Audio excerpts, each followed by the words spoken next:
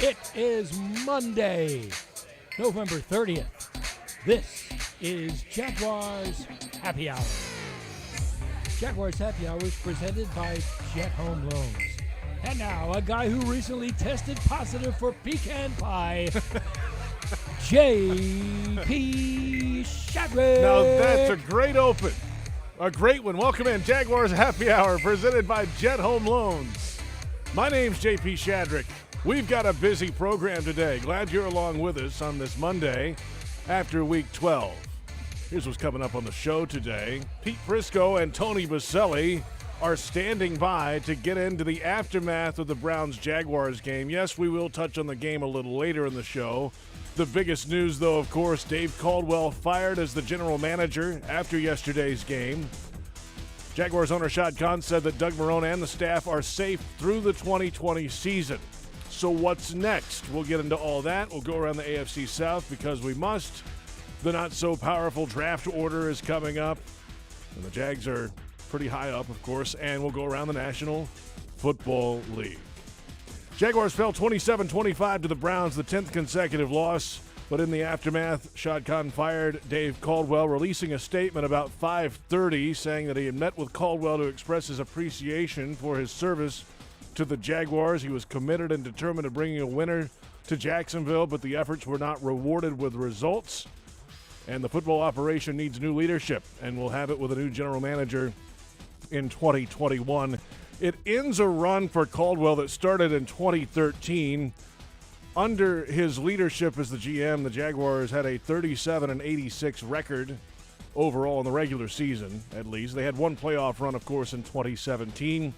9 first-round draft picks, but 4 are currently with the team. Taven Bryan, Josh Allen, C.J. Henderson, and K'Lavon Chaisson are the ones left over the last 3 drafts.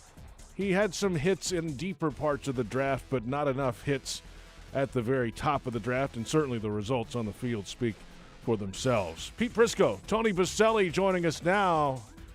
Good afternoon, gentlemen. First off, Pete, what do you think about the move after the game yesterday? Shaw didn't fire Boselli? What was that? What did you say?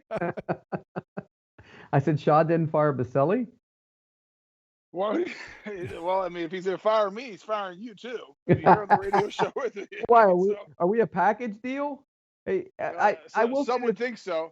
Hey, Tony, before we get into all this about the firing and everything, I want to say JP is sending out tweets the other day about, I guess we were nominated, the Jaguars Happy Hour was nominated as one of the best radio shows in town by, Yes. what, Folio? Is Folio that right? Weekly, Best of Jacks 2020, correct. Okay. And then it says best radio host nomination. You know who's nominated, Tony? Who? J.P. Shadrick. I think he and his family stuffed the ballot box I somehow. don't know about no. We're gonna have to Well, look at these elections. Well, I don't think there's any doubt that this is the best show because you and I are on it, Pete. So let's Correct. be clear about that. I will But say, JP, I think the some would show say is it might be an anchor. the show was nominated because of the segment that Tony missed last week when we talked about James Robinson. Pete and I, that 15-minute window, I think got us the nomination. No, JP, you're glossing over everything. It didn't say Tony was nominated. It didn't say me. It said you in an individual part of the nomination. You. I think you got the family and your friends to stuff the ballot box. I don't have that many friends, first of all, and second, my family's tiny. That would not work. So no. But Jaguars Happy Hour Tony, was it's nominated up for like best. the elections. Thumbs up. I don't We, know we need a about that. recount. We need Well, we need vote to match- early and match- vote early and match the often. signatures. Early and often vote on at Folio Weekly. So let's get into it. Dave Caldwell gone after the game, guys. And how about the timing of this, Pete? Is it too late? Is it too early? Is it on time? Is there ever a right time? Well, you can understand why they did it now. You look around the league, the Lions just did it, blew out the GM and coach. The Texans have already done it. They're looking for a general manager and a coach. And the Falcons. Right. So now you're in a race to try to identify the best guy to fill that position who will then hire his coach. And Doug Marrone is staying, and I think in my mind, part of the reason he's staying is when they fired Gus Bradley, Doug Marrone came on as the interim coach, and he beat the Titans, I think, and played close against the Colts, and they had some life, and then they decided to keep him. Well, this gives them no option of keeping anybody. You can't make Jay Gruden or somebody the interim coach, and he can win a couple games, ruin the draft pick, and give himself some credibility. Now you're just going to start from scratch. Now I think you go, and everybody goes after the season. You start from the bottom and retool the whole thing. Well, I think what Pete's saying is the first part is dead on because you have 4 openings. Forget about the coach for a second. I think, Pete, we can get into this later. I think you're going to have as many as 8 openings for head coaches this year. I think there's a bunch of them coming. And so it's a race to get there. But before you can even enter that race, you have to have stability at the top of the house on the football side of who your GM is and who's going to be running and leading the football side of the business. And I think the Lions doing that, it even put more urgency because now you have 4 open GM spots that you're going to be competing for. And I think in a perfect world, you'd like that GM in place right after the season's over so you can enter into the coaching carousel or the coaching race to get your next guy. So I thought the timing was right. You never like it. We're talking about people's livelihoods. Dave Caldwell has been around this organization. We all know him. We have relationships with him. And so you never like it. But Dave knows. This is analytics have taken over this all sports, and some people like it, some people don't. But you know what? The most analytical thing you can measure is wins and losses. Correct. And that's the only metric at the end of the day that matters. And so, and when you're on the wrong side of the ledger on that, to measure that or that metric, you're going to end up getting fired, and that's what happened. So I think timing wise, I understand it. You're now in for the race to fill that void and finding the right guy to lead the football side of the Jacksonville Jaguars. I think the 100 losses and how that became an issue last week kind of spurred on the Khan family to do something.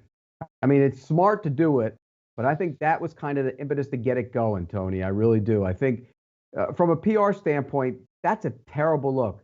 What was it, JP? Second quickest to 100 losses in any owner in the NFL? Right. And I think he's the first one who didn't take over an expansion team to get that fast. It wasn't the last. The one who has the quickest was an expansion.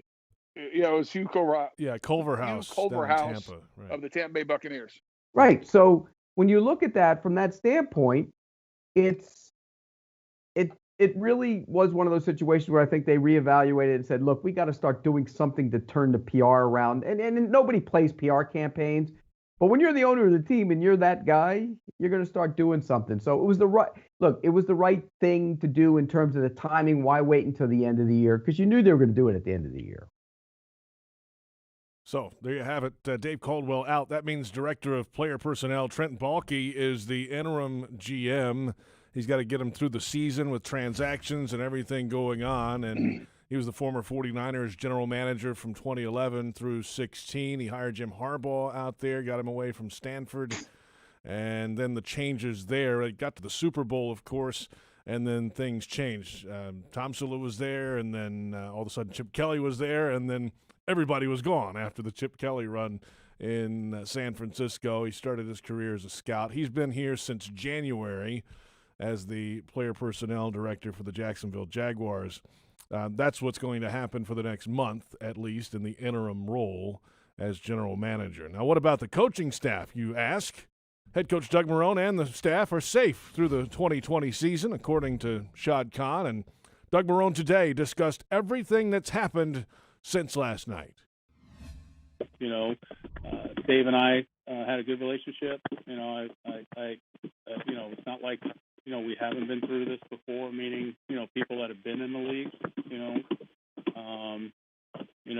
it's obviously unfortunate, but, it is part of the profession. And we wish, like I said, I spoke to Dave and, I wish him and his family the best of luck. We had a good relationship. It's very difficult. And, my focus right now is not on all the things that may be going on the outside, but, trying to get the team to win football games and be there for the coaches and the players. Doug Marrone added today, guys, that obviously, as he just mentioned at the end there, they're going to go out and try to win games still. That's what he can do. What are the chances that he survives? Zero. Yeah, I mean, Zero. I'd be shocked. I mean, look, Completely shocked. JP, it's time to just start anew. And whether you want to blame Dave or Doug or whatever, the proof is in the pudding. It's time to start over. It's time to rebuild the thing. It's time to bring somebody in who brings their own coach in. Look, you can pretty much guess that guys are jockeying already. I imagine Trent Baalke's making he's making a pitch to be the new GM. And then in that case, oh, well, I'd go out and get this guy, or I'm going to keep Doug. But I think they all have to go. All of them. Just bring in new guys. Bring in some new blood. Change the culture. Turn it over. And, here's one. Hire Tony Boselli to be your general manager. Would you take Pete, a job? I love you. Pete, you're the best. I agree with you. I agree 100% with what you're saying is a whole new culture.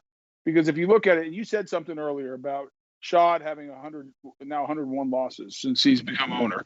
And really nothing has changed if you look at it since the day he hired it and he brought in Dave Caldwell and that whole crew. Outside of, we changed head coaches once, Tom Coughlin showed up and got fired.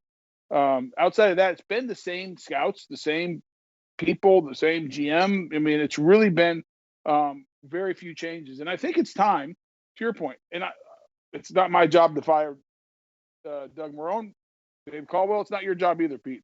But if you look at it, at some point you have to say, we need to change the culture. We need to change the attitude, whatever it is. And sometimes it's not fair. And sometimes you just have to clean the slate and start fresh. And so that there's a single, North Star of this is where we're going. This is who we are. I don't care how you've done it in the past or what has done, good, bad, or different. This is the new protocols, and this is who we are as an organization, and this is how things are going to be done on the football side of the team. And you need new leadership, new voice on that side of the building, I think is critical. And I'm not saying that because I think Doug's a bad coach by any means. I've said all year, I think he's done an outstanding job with this young team. And one of the things, and the people listening are like, are you an idiot? What do you mean he's done an outstanding job? They have 10 losses in a row. I don't think it's a talented team. I don't think it's a talented roster. I think it's a young roster that has some potential talent on it. But the way you measure a coach is obviously ultimately wins and losses. But when you are that young and that inexperienced and that many gaps, you have to watch how this team plays and how they compete and how they fight. I mean, you're looking at a team yesterday that is decimated by injuries on an already super young roster that had some gaps talent-wise. And you're rolling out there with Luke Barco as a corner and Josiah Scott and, a bunch of guys on the front that are either undrafted rookie free agents or guys you just picked up. And they're fighting their tails off. And you look at, you're on your third quarterback of the year. You have a undrafted rookie free agent playing running back, who's, by the way, a very good player. And so you put all those things together. Pete, you've seen it as much as I have in this league. You see teams quit. And you see guys be selfish and play for themselves and, take opportunities. If the slightest to find a way out of the game, they take it. I have not seen that on this team at all. And under some really tough circumstances and tough situations. And I give Doug and his staff a ton of credit because that is one of the hardest things to do when everything's going against you and you're losing and you're not as talented as the people you're playing, to get guys to play hard every week. And he has done that. And so, however, I still think you need a fresh start. You need Boselli, a new culture, a new voice, and everything else. Here's the ticket. Boselli as general manager, and only reason he gets the general manager title is because he's up in the Ring of Honor. I'll be his assistant general manager. We'll keep Tim Walsh because Tim Walsh can do every contract known to man and knows the cap like none other. Correct. So we'll keep Tim Walsh in the building. Now we're redoing the whole organization right now. Well, yeah. Well, me and you are starting. You're at the top. You'll be the general manager with the title. I'll be your assistant general manager. Tim Walsh will stay on to do cap. Then we just got to find a coach, Tony. And there are a lot of candidates out there I really like. Then we got to draft a quarterback. Yeah, and we can go through the coaches, but and we should let's talk about this, JP. And I don't know what the rundown is. Me and Pete never do, but I do think of who the next guy is. And Pete, whether you're joking or not, I'm flattered that you think I'd be a good GM. and so I'll take you at your word as you're not joking. But I do think we should, Football, football. You can do it. That's my point.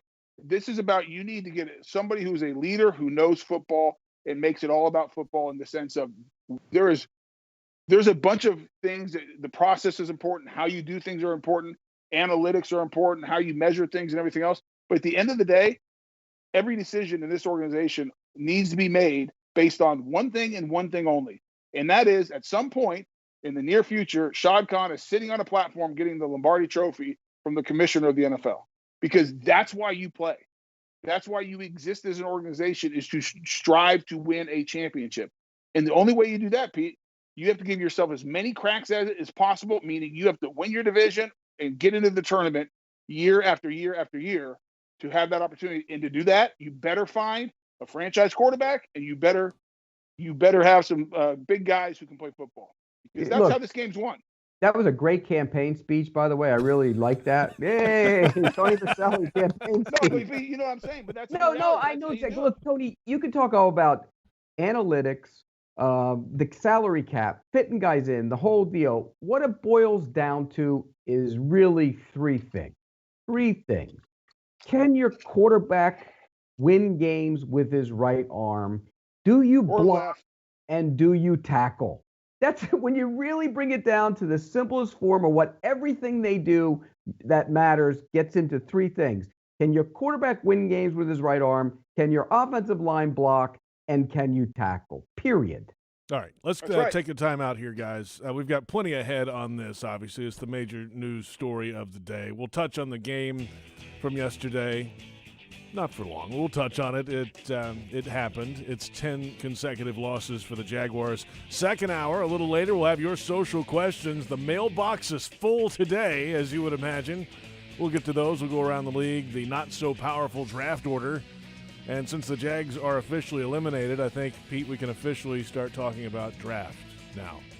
We're off and running. Jaguars Happy Hour, presented by Jet HomeLoans on the Jaguars Digital Network.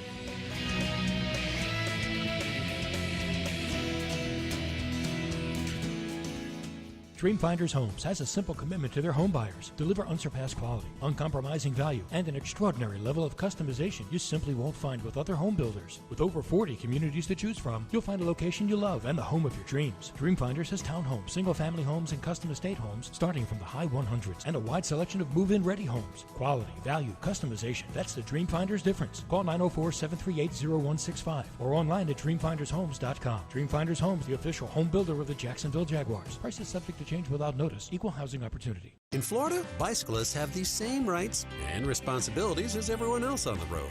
So when you ride, follow the rules. Always wear a helmet and use lights on your bike. And drivers, watch for cyclists. Give them space to ride. And don't forget, when making that right on red, look to your right first to see if a cyclist is approaching in the bike lane. We all have a responsibility to keep ourselves and each other safe. Alert today, alive tomorrow. Because safety doesn't happen by accident. This message brought to you by the Florida Department of Transportation. Floridians know what it means to stand together. That's why Florida Blue is committed to the people of Florida by providing health care with lower costs and higher quality. Enroll within 60 days of life-changing events, such as losing your job, to get benefits like plans as low as $0 a month and up to $500 per year towards your premiums and wellness rewards. Call 1-800-750-0164 or visit floridablue.com/care today. Florida Blue is a trade name of Blue Cross and Blue Shield of Florida, Incorporated. These health benefit plans have limitations and exclusions. Any repeated physical activity puts stress on the body. Checking your phone, getting in the car, sitting at your desk, checking the phone, getting in your car, sitting at your desk, checking your phone for the 50th time today. If you do anything with regularity, you should get massaged with regularity. Massage Envy. Keep your body working. Regular body work makes the body work with massage, skincare, and stretch. Come in today for more information or visit massageenvy.com for more details. Hey Jaguars fans, are you ready to talk some trash? Well, nobody talks trash quite like Waste Pro, the official waste service and recycling partner of the Jacksonville Jaguars. Specializing in residential and commercial solid waste and recycling collection, processing, and disposal, Waste Pro is equipped to handle all your recycling and garbage removal needs. For service, call 904-731-7288. Waste Pro, caring for communities and caring for Jacksonville. At ViStar, we believe in better convenience, so members can bank any way they want, whether it's at a branch, on a mobile device, or at one of more than 20,000 fee-free ATMs across North America. We believe that people have better things to do with their time. If you believe that convenience is better, join ViStar. We never forget that it's your money. All loans subject to approval, insured by NCUA.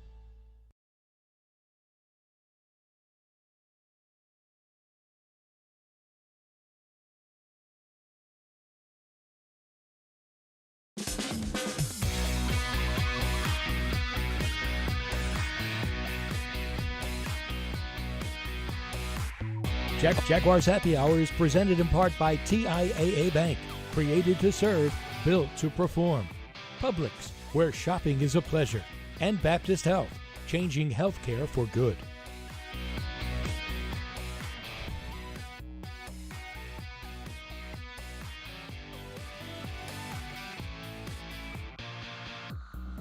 It just felt good to be out there again. Good to be competing on, the biggest stage in the NFL. And overall, I felt good. I didn't feel rusty. Like I said, I felt like I was seeing it well, throwing it well, getting the ball out on time. Felt in control and command. I'm sure I'll watch the tape and there'll be some balls I wish I had back. But overall, I felt good. Mike Glennon, starting quarterback yesterday for the Jaguars in the loss to the Cleveland Browns. Welcome back. Jaguars Happy Hour, presented by Jet HomeLoans. JP Shadrick, Pete Prisco, Tony Boselli.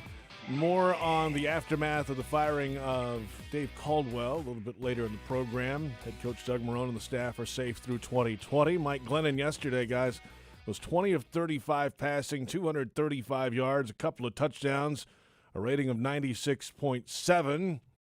What'd you make of the performance yesterday, Pete?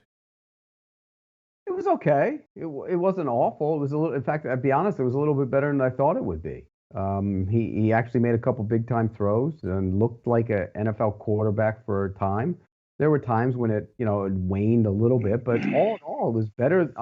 It was better than I expected, to be honest with you. It wasn't great, but better than I expected. Did they make an announcement today on a quarterback? No, they did not. Doug Marrone said today that he has not had a chance to talk to the team yet, so he's going to wait to do that before he announces what's going to happen moving forward.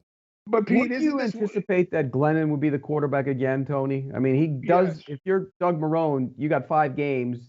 Other than that, it doesn't matter. So why not go with the guy who maybe gives you the best chance to win? And that looks to be Mike Glennon. So wouldn't you play him again?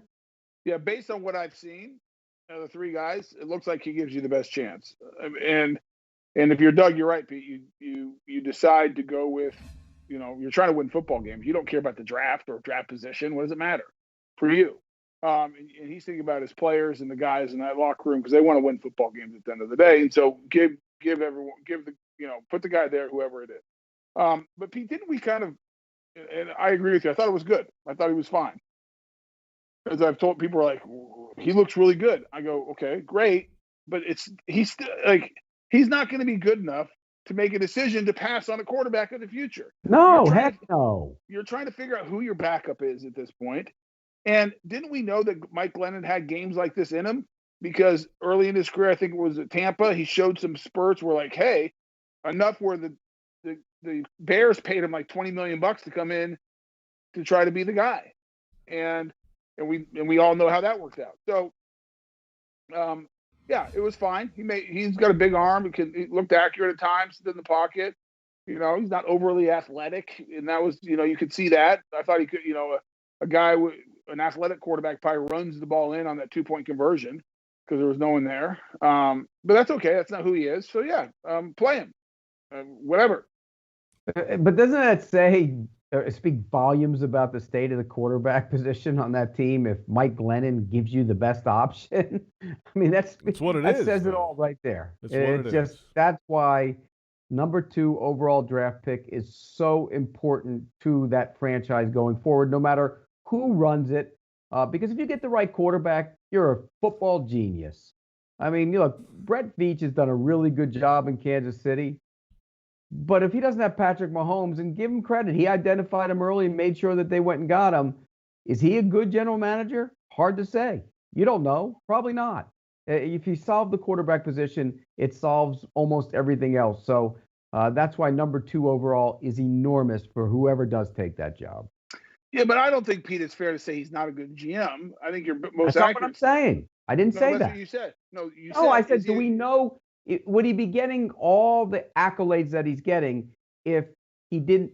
Say he got Mitch Trubisky and not Patrick Mahomes. Would they be talking about what a great GM he is? No. Okay. That's the point. I agree with that, but that's my point. So, like, he's done his job. So much of this, Pete, is picking the right guy, but also then building around that guy. Because I'll give you an example. Look at the Colts when they had the first overall pick. Anyone could have picked Andrew Luck. And Ryan Grigson, their GM, at first was like, oh, he's a good, look at him, good GM. Well, the reality was he wasn't, because he didn't build around him properly. Traded for, the Alabama running back in the first round. Trent Richardson, yeah. Trent Richardson, which was a disaster, and everyone who watched him knew that was not the right play. And he didn't build the line around him to protect Andrew Luck, and didn't build the defense to keep him on the field. And so, while just getting the quarterback right doesn't mean you're a great GM, but getting that quarterback right is critical to be building a team. And then you have to look at a guy like Brett Veach. I'm going to give him credit, but at the same time, are we fully clear of the roles and responsibilities and how much influence Andy Reid is playing in that, and how he is driving the organization? And is he because Brett Veach went and got that's been said a lot in that building that was his guy. Even Andy Reid said it many times. So I agree, and that's why you have to give him credit. And they've built a good team around him. They built to his strength. They've built a good enough offensive line. Now, they're not playing as well this year. Mitchell Schwartz isn't playing as well, the right tackle, but a decent offensive line. They have a guy who can affect the quarterback in Chris Jones. They're not great defensively other than that, but they do have that. And they said, you know what? We got this great quarterback. We're going to give him weapons. We got a tight end, and we got a bunch of fast guys who can run around, and we'll go find a running back, second, third, fourth, fifth, whatever. And they've run out a bunch of different guys at running back in Patrick Mahomes' time there. So you have to give him credit as the GM of that organization. At the same time, part of that credit is getting the quarterback right. We saw it here in Jacksonville. Dave Caldwell bet the house on Blake Bortles.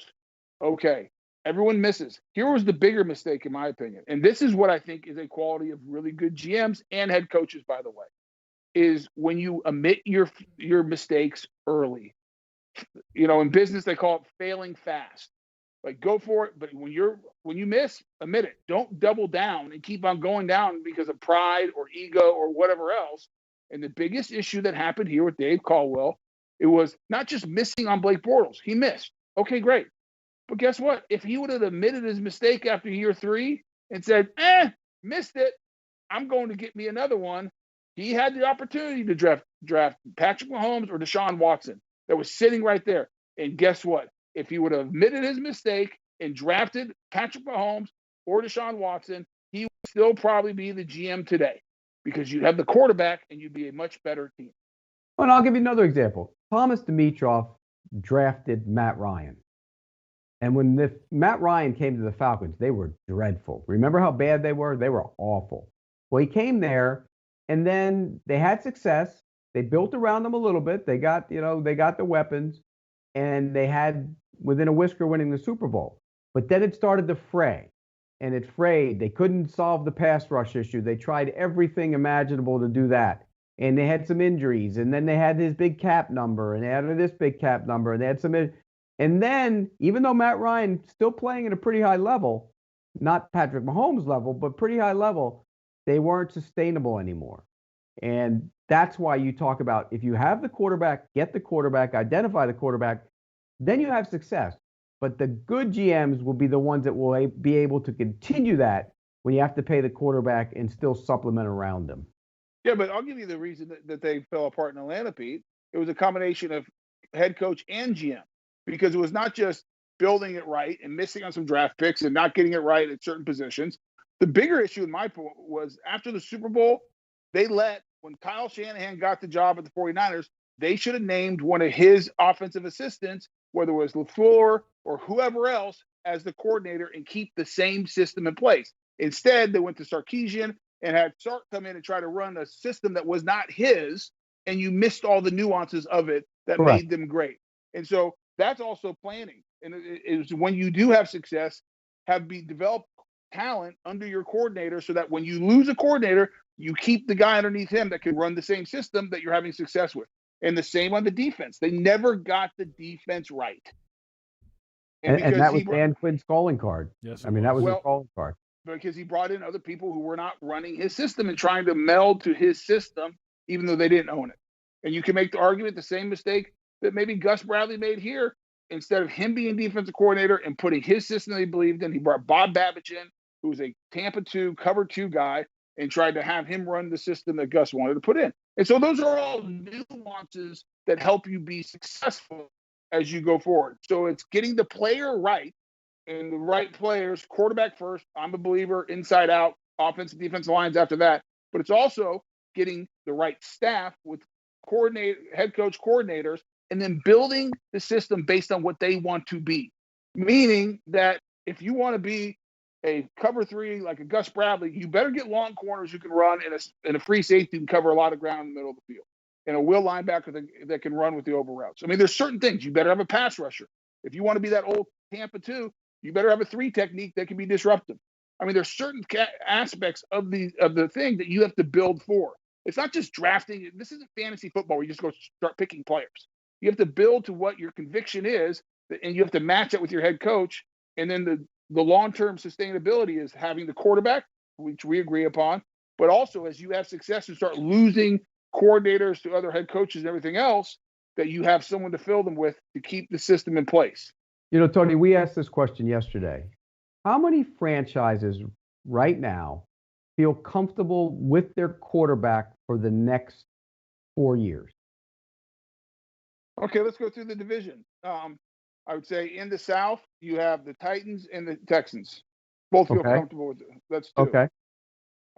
And let's say the AFC North, Pittsburgh's not. Ben's not going to be there for 4 years. No.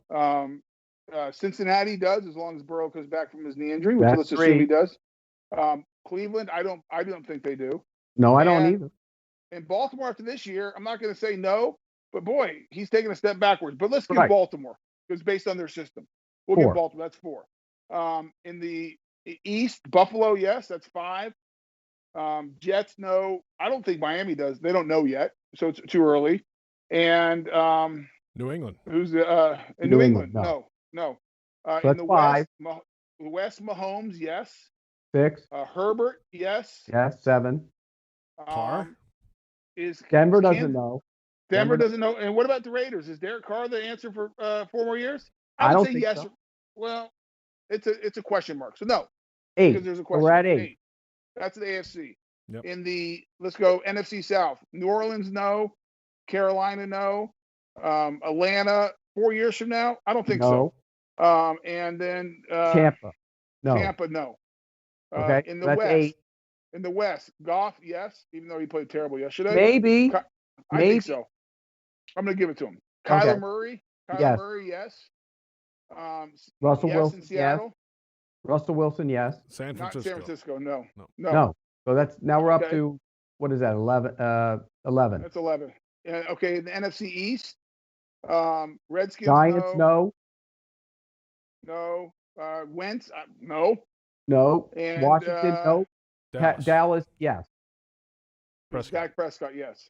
So that's 12. That's 12. And then the North. NFC North, Green Bay. Will Rodgers be playing in 4 years? I don't think he wants to play that long. Do you? Yes, You get the sense he told me once he wants to play till he's 40 at least. All right, that's the one. Okay, so I'll say yes then. Minnesota. Okay. No. Minnesota, no. Detroit, Chicago. no. Chicago. And, Chicago, no. So That's 12. 13. 12 or 13. 13. 12 or 13, and you gave him Goff of the entire league That's is right. secure with their quarterback for the next 4 years. Think 4 about That's it. right. That's right. Hey, let's barring injury too. That's Barring. right. Yeah, injury could jump in there too. Plenty more on that coming up. We'll touch on the defense and plenty more ahead on the firing of Dave Caldwell and the aftermath. and how attractive the position is here in Jacksonville compared to some others. In the second hour, your social questions around the league, all that coming up. It's Jaguars Happy Hour on the Jaguars Digital Network.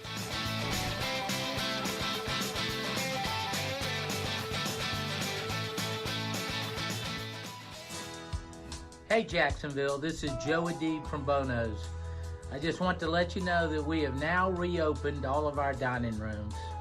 We appreciate all the love that you have showed us during this crisis. For over 71 years, we have been here for you through good times and bad. Our award-winning barbecue and our unbelievable staff look forward to seeing you soon. Be safe.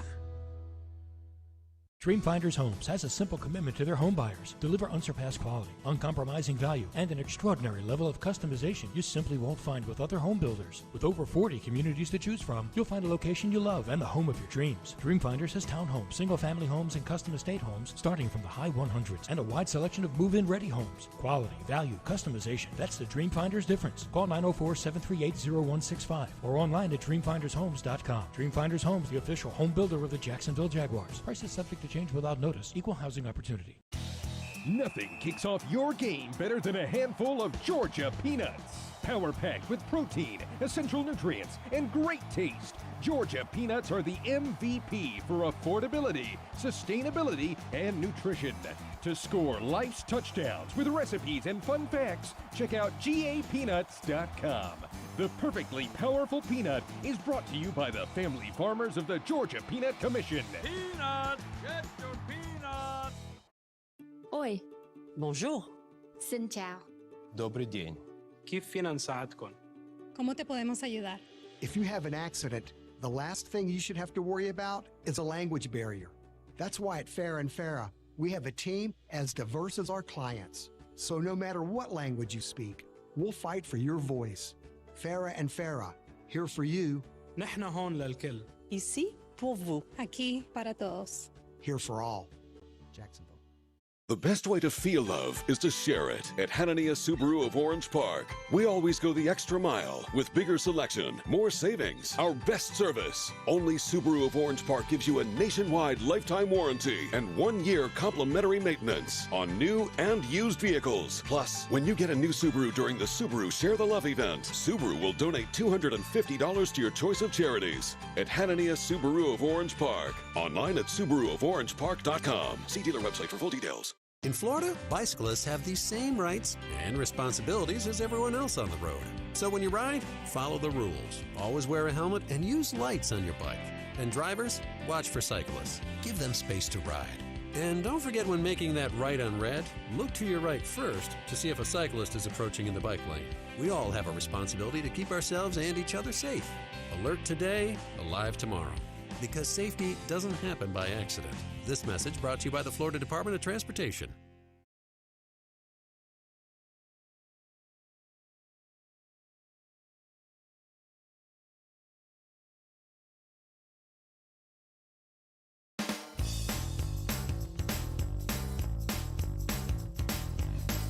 Jaguars Happy Hour is presented in part by Dreamfinders Homes. Homes that fit your lifestyle.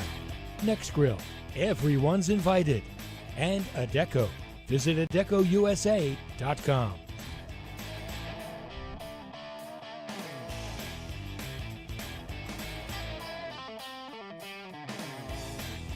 Just a very productive player, very consistent, never becomes frustrated, never becomes, just steady, just a steady football player that's, always going to, get you to positive yards, always going to give you unbelievable effort. I think that's the one thing that people, I think, miss a little bit with him is just, the effort. I think he's shown that he's a really good football player, and, we're happy we have him. And, I think we had about 20-something touches today, for him. So I think, that's a pretty good load. 22 carries, 5 catches for James Robinson, Jaguars running back. That's the Jaguars head coach after the game yesterday. Robinson now over 1,100 scrimmage yards for the season. What a year it's been for the undrafted rookie out of Illinois State. Welcome back to Jaguars Happy Hour. J.P. Shadrick, Tony Boselli, and Pete Prisco the day after the Jaguars lost to the Cleveland Browns. I know they're 1-9, guys, but where would they be without James Robinson right now? 1-9. They're actually 1-10. I don't want to. 1-10. Excuse me. One in lost 10. I've lost count. It's amazing to think that there were certain people that thought they could actually win 11 games this year. Oh, that's right. And one of them's on this show. Oh. Pete, come on. It happened. It happened. Don't act like it didn't. We actually have the tape. Okay, but here's the thing. And JP, Pete, we've been doing this, a lot of years now. Usually it should have been a warning sign to everyone. Like the lights should have gone, like the red lights, flashing lights. Because usually, what do I have them every year? 15-1, 16-0, 14-2. The fact that I only have them winning 11 games should have been alarms going off. Like, this is going to be a tough year. You're trying to get out from underneath that right now. I'm not trying to get out. I'm not trying to get out from anything. You can't Did you say it? You can't unpush that button. Yeah, I said it, Tony. You can't I say do a lot of things. Did you lock it? Nope, I did not. That should have. Hey, been what did I another lock? sign. I locked something last week, and I think it went rotten. Oh, gosh. You did lock something. What did you lock? I can't remember. I can't remember either. You guys remember what I locked? I think it had to be rotten because my picks were terrible. That was 2 weeks ago, I think, though. They're usually so bad, the locks on this show, that I Yeah. quit counting anymore. It was so memorable that we forgot about it already. Yes. Well, we'll never forget about 11 wins. No, how could you? Get it out. How could you? I mean, my gosh, there's not one thing that nobody could look at this team and think they would. I mean, I feel like an idiot thinking they would win 5 games. Oh, Pete, you locked the Jets, is what you locked, is what I'm told. Yeah, you did lock the Jets are going to win. That's what I'm told. That's right. Yeah, that was a bad pick. That was a terrible pick. You know why? Because the quarterback from USC keeps throwing interceptions. He's not. He hasn't improved at all. Did he play yesterday, or did? Yeah. He played. It was 10-3. They were in the red zone, and he threw a terrible interception. I mean, just terrible. Let's touch on defense here for the Jags yesterday. Obviously, walking wounded going into the game, barely walking at all. A lot of guys on IR, some other players out again yesterday, and Devon Hamilton went down during the game. Doug Marrone said today it's not as bad as they thought last night, which is good news. He's still going to go on IR, but it's positive and more positive than it was yesterday, which is the good sign on defense. That's all right. Close him down for the rest of the season. Get him ready for next year. You'd be done with him. I mean, if there's any chance that he's not all the way back, then he doesn't play. I agree. How about Josh Allen? I actually agree with you. If they're not 100%, I mean, like in a normal season when you're pushing for a playoff, if a guy's 85%, 80%, he's probably going to try and play. That's in right. this scenario, give him the out. You know, do like they're doing in college. I'm done. I'm getting ready for the NFL. Get ready for next year. Well, I mean, it's risk reward. If a guy's not 100%, why would you bring him back at this point? Right, but Tony, don't you agree there were times in your career when you were 85% you played? There was times I was 70% I played.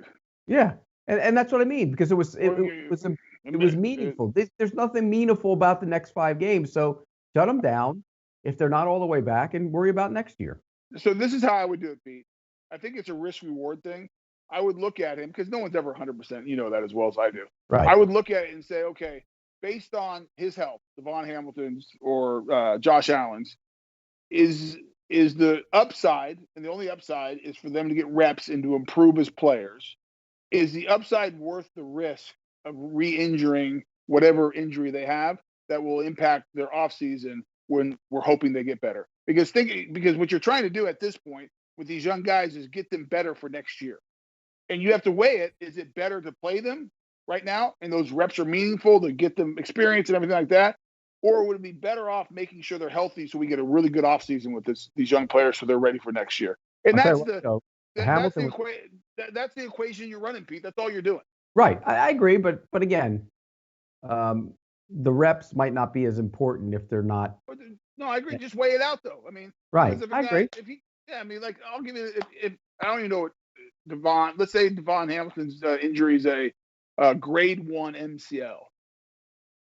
Typically, if it's the playoffs, you're taping it up, figure out how to get out there. If you can do anything, you're going to play. But you're saying to be healthy, like back 90, 95%, it's a 2-week injury. all right, I'm probably going to bring him back for the last 3 Right. weeks of the game because it's, a minor injury.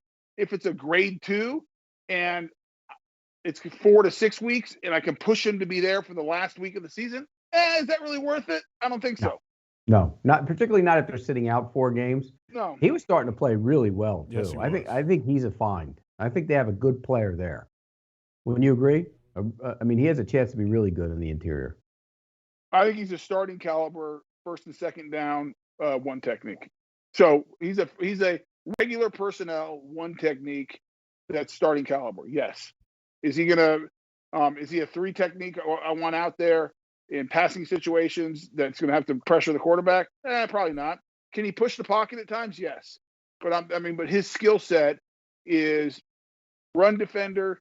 And so maybe big nickel personnel when the team wants to run out of that inside outside zone, maybe he's playing on those downs. But that's what his skill set is. At this point of his career, it's not the rush passer. Do you remind you of anybody that you played against in your career or you've seen or watched? Every one technique that you ever. Well, I mean, does he remind you of like those? Remember what were the Pat Williams? No, he's not that. He's not that big. No, those dudes were giant. Now, maybe he could work into it. And by the way, Pete, remember they played a different system. They played a 3-4 nose, so they were 0 nose, head up a bunch.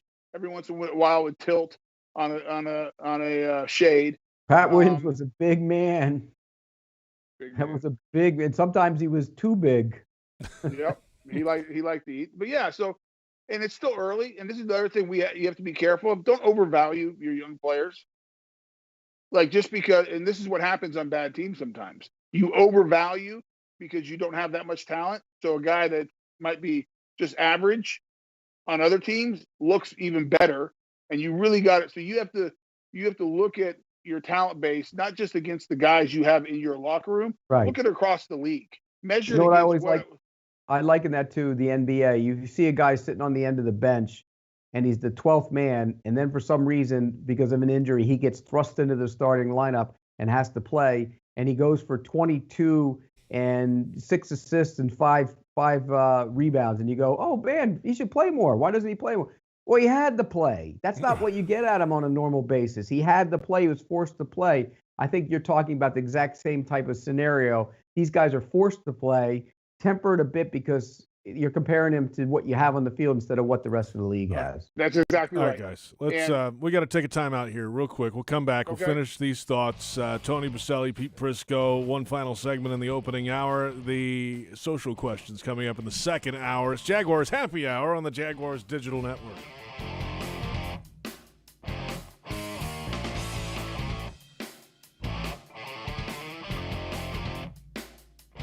Dreamfinders Homes has a simple commitment to their home buyers. Deliver unsurpassed quality, uncompromising value, and an extraordinary level of customization you simply won't find with other home builders. With over 40 communities to choose from, you'll find a location you love and the home of your dreams. Dreamfinders has townhomes, single-family homes, and custom estate homes starting from the high 100s and a wide selection of move-in ready homes. Quality, value, customization. That's the Dreamfinders difference. Call 904-738-0165 or online at dreamfindershomes.com. Dreamfinders Homes, the official home builder of the Jacksonville Jaguars. Prices subject to change without notice. Equal housing opportunity. At ViStar, we believe in better convenience, so members can bank any way they want, whether it's at a branch, on a mobile device, or at one of more than 20,000 fee-free ATMs across North America. We believe that people have better things to do with their time. If you believe that convenience is better, join ViStar. We never forget that it's your money. All loans subject to approval, insured by NCUA. You won't find a better deal to keep your ride clean than Scrubble's Flexible Service Car Wash. Start in the tunnel wash and experience state-of-the-art equipment while enjoying a soapy light show. Our quality soaps and solutions keep your vehicle streak-free. Every 3-minute car wash package comes with self-serve vacuuming, lint-free towels, window cleaner, and a free air freshener. Visit us at the St. John's Town Center, Fleming Island, and Atlantic Beach. And coming soon to Kernan and Atlantic. Trust the bow tie. You'll know quality once you arrive. Go Jags! The wait for the holidays is over, America. It's time to make some joy. And we're here to help with the Ford Built for the Holidays sales event. We're offering the best deals of the season across the Ford lineup, so you can road trip with the whole family comfortably in a Ford Expedition. Bring home a tree that's bigger than you ever have with a built Ford Tough F-150. And find new ways to make the holidays bright this year when you visit your local Ford dealer. The joy is up to you, America, so let's get to it. Ford, built for the holidays. Jaguars fans, let's tackle social injustice together on game days with Selfies for Change. Visit TIAABank.com/selfies for change to take a virtual selfie with a Jaguars player and unlock a $5 donation to the Jaguars Foundation to help fight social injustice. Share your photo on Instagram or Twitter using hashtag Selfies for Change so more fans can be part of the movement. Join us on game days at TIAABank.com/selfies for change. TIAA Bank is the official bank of the Jacksonville Jaguars. Hi, I'm Tito Beveridge, founder and master distiller at Tito's Handmade Vodka. In 1997, we became the first micro distillery in the state of Texas, and we're still making the same smooth stuff after all these years. We're still cooking in a pot still, working with our dogs by our sides, having fun and tasting batches, and I'm still wearing the same hat even after all these years. Head over to Tito'sVodka.com to learn more about what else we're doing the same. Cheers. 80 proof Tito's Handmade Vodka, distilled and bottled in Austin, Texas. Tito'sVodka.com.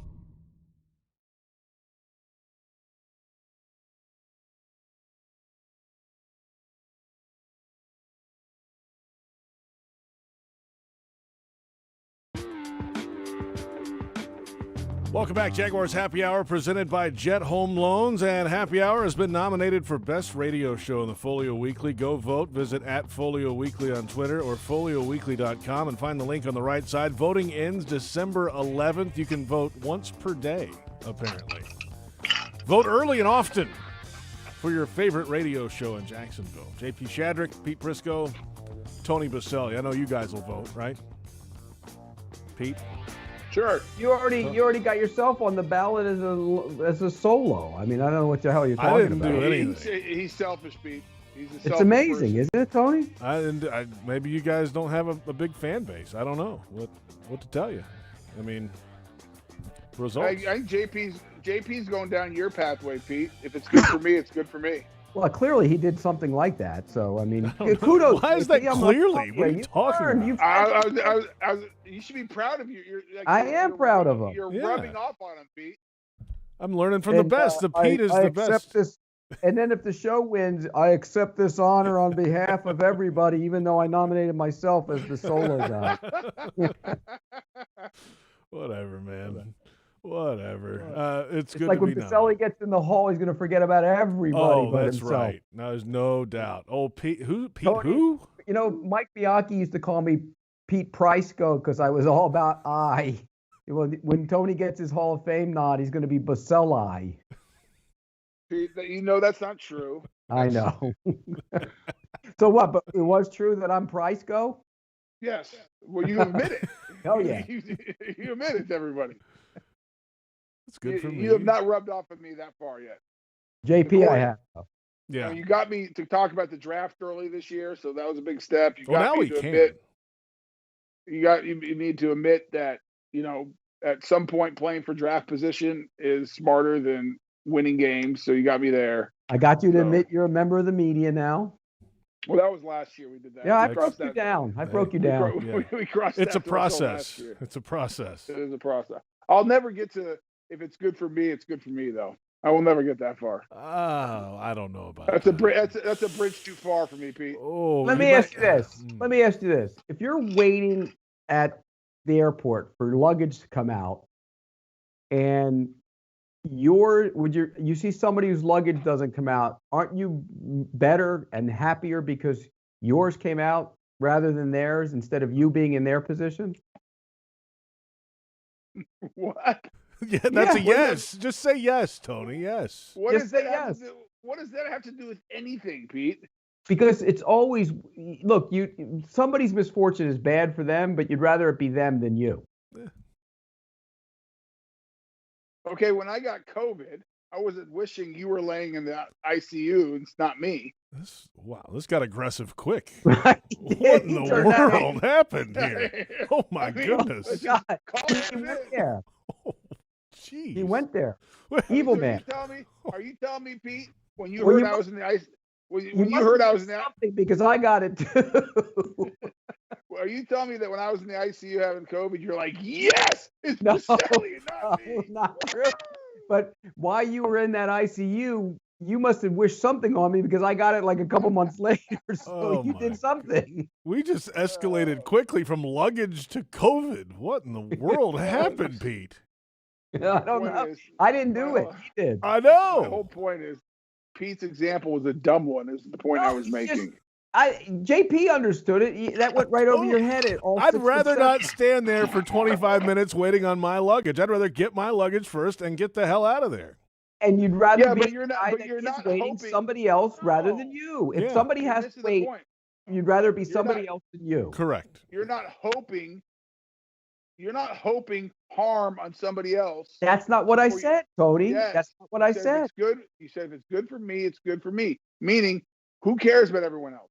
Now, am I happy my stuff comes out early so I can get the heck out of the airport? Yes, but I'm not wishing going, no.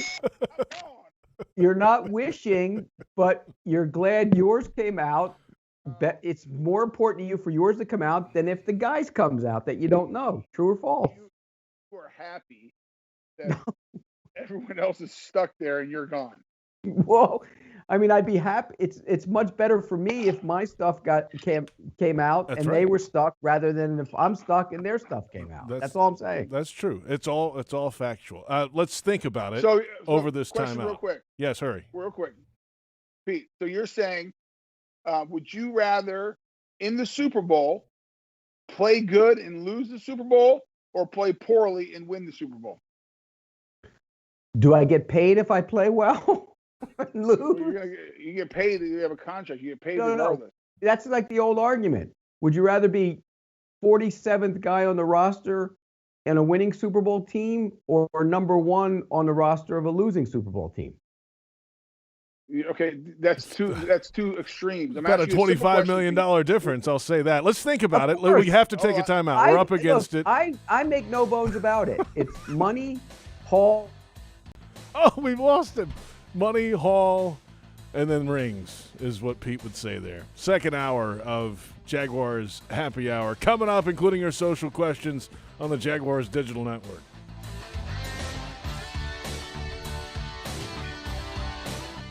Dreamfinders Homes has a simple commitment to their home buyers. Deliver unsurpassed quality, uncompromising value, and an extraordinary level of customization you simply won't find with other home builders. With over 40 communities to choose from, you'll find a location you love and the home of your dreams. Dreamfinders has townhomes, single-family homes, and custom estate homes starting from the high 100s and a wide selection of move-in ready homes. Quality, value, customization. That's the Dreamfinders difference. Call 904-738-0165 or online at dreamfindershomes.com. Dreamfinders Homes, the official home builder of the Jacksonville Jaguars. Prices subject to change without notice. Equal housing opportunity. At Tropical Smoothie Cafe, one taste and you're feeling good now, smiling wider now, seeing brighter now, bucket dunking now, namasteing now, popping a wheelie now, living lighter now. You're on Tropic Time now. And on Mondays, try our Jaguars Duval Delight Smoothies for $2.99. And you're roaring louder now, end zone dancing now, sipping spirit now. You're on Tropic Time now at Tropical Smoothie Cafe.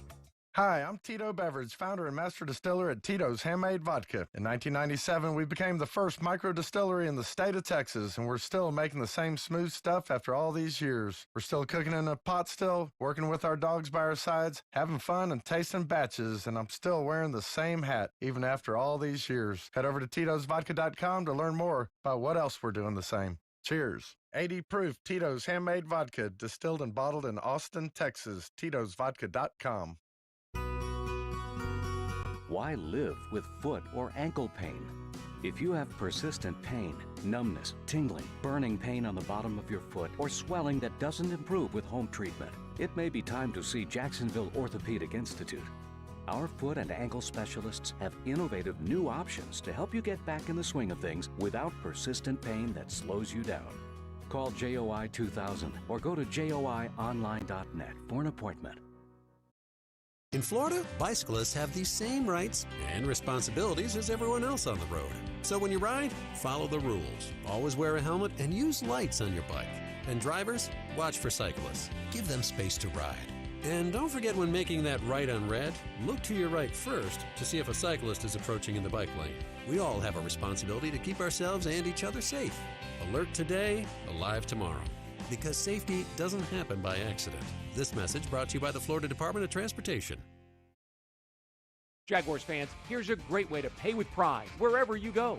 Exclusively from TIAA Bank, the Jacksonville Jaguars Visa debit card comes with a fierce look and fantastic features, along with the convenience to make purchases online or at millions of locations worldwide. And it's yours, free, when you open a Yield Pledge checking account. Order yours today. Visit TIAABank.com/JagsCard. TIAA Bank is a division of TIAA, FSB, member FDIC, and the official bank of the Jacksonville Jaguars.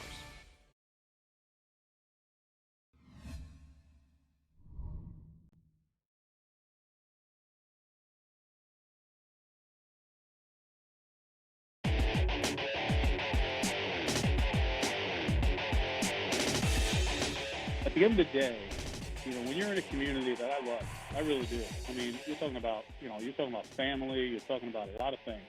So I'm in a community that I truly love the people here. We have an owner that wants to win. I think that's awesome. I really do. I mean, he wants to win, and that's, there's no mistake about it. And when you go out and you're filling up your car with gas, and you're going to a convenience store, or you're going out to dinner, there's a sense of, you want to hang your head. It's embarrassing. I mean, I feel that way, at times. And the only thing I have to rely on to make sure I can walk around and be a good example is to know that I fought my ass off, that I've done everything I possibly can to make sure that I am doing my job to the best of my ability to try to win football games. Head coach Doug Marrone on a conference call today discussing the remainder of the season, 5 games to go, and welcome into the second hour of Jaguars Happy Hour. JP Shadrick, Pete Prisco, Tony Boselli. The big news of the day, the change at General Manager Dave Caldwell out about 5:30 yesterday. The announcement came down from Jaguars owner Shad Khan that Dave Caldwell had been relieved of his duties. They'll get a new general manager in 2021. Trent Baalke will be the interim GM, the director of player personnel for the Jaguars currently. He was hired here in January. Also, Shad Khan said that head coach Doug Marrone and the staff are safe through the 2020 season. So that answer that you just heard from Marrone today was about how to approach things down the stretch, the final 5 games of the season. Of course, yesterday the Jaguars dropped their 10th consecutive game, a single-season franchise record. 27-25 was the final score, and the Cleveland Browns got the victory. Pete Prisco, Tony Boselli back with us now, and, that's what it is. New GM coming, a head coach that has 5 games to go in this season, and then who knows from there. That's a lot of change coming up, but the change has begun, Tony. Yeah, I mean, I think we all knew it was coming. It's a tough position for Doug to be in because you're tied to the GM. You're trying to build this together. I think a lot of people were surprised that they got the year after last year, that they were retained, and I think they were hoping they could get some things turned around. Really tough year to do it. If you look at COVID and the guys opting out and everything else. And at the end of the day, they just didn't get the quarterback right. They thought that Minshew could be the guy. I think everyone pretty much now understands that you need to go go find the quarterback to be the franchise guy. So it's never good. It's never fun. And I think it's hard also on Doug and the staff now because you don't want to articulate it or say it out loud, but I think they know what's coming. I mean, Doug, he said it as much. He goes, I've been in this business a long time. It's never fun. It's not good. And now you just have to be a professional. And I think he will. And you have to play it out, and you got to get guys to play hard, and you're always auditioning for your next job. And I think that's how you have to approach it, whether you're a coach or a player. Whatever you do is going to be on tape, and it's going to stick with you. And it's going to be a part of your story. So I think that's what you go out and play with pride and coach with pride and coach hard, because that's who they are. I think they've shown that this year. And then as far as the GM, now it's time to start a search and go find out who's going to lead the organization on the football side for the Jacksonville Jaguars. Yeah, and the timing again, because of all the circumstances around the league. If there had probably been no firings of general managers until now, then they probably would have waited until after the season. But I think that sped up the timetable, and rightfully so. I mean, look, this team needs change. It needs overhaul. It needs to change from the top all the way down, and I think the coaching staff is going to change as well. And it's the right thing to do. It's time, and I think the fans are, and I'm sure JP, when we get to some of their comments, they'll agree. By the way, I was trying to put together to see if we could get a roster full of ex-Jaguars who are still playing and see if we could fill a full 22 team and see how they would do matched up against this team. And I'm having a hard time with some offensive linemen. Maybe you guys can remember some, but if you did, they'd probably be a 4 or 5 point favorite over this team. It's not crazy to think about. You're right.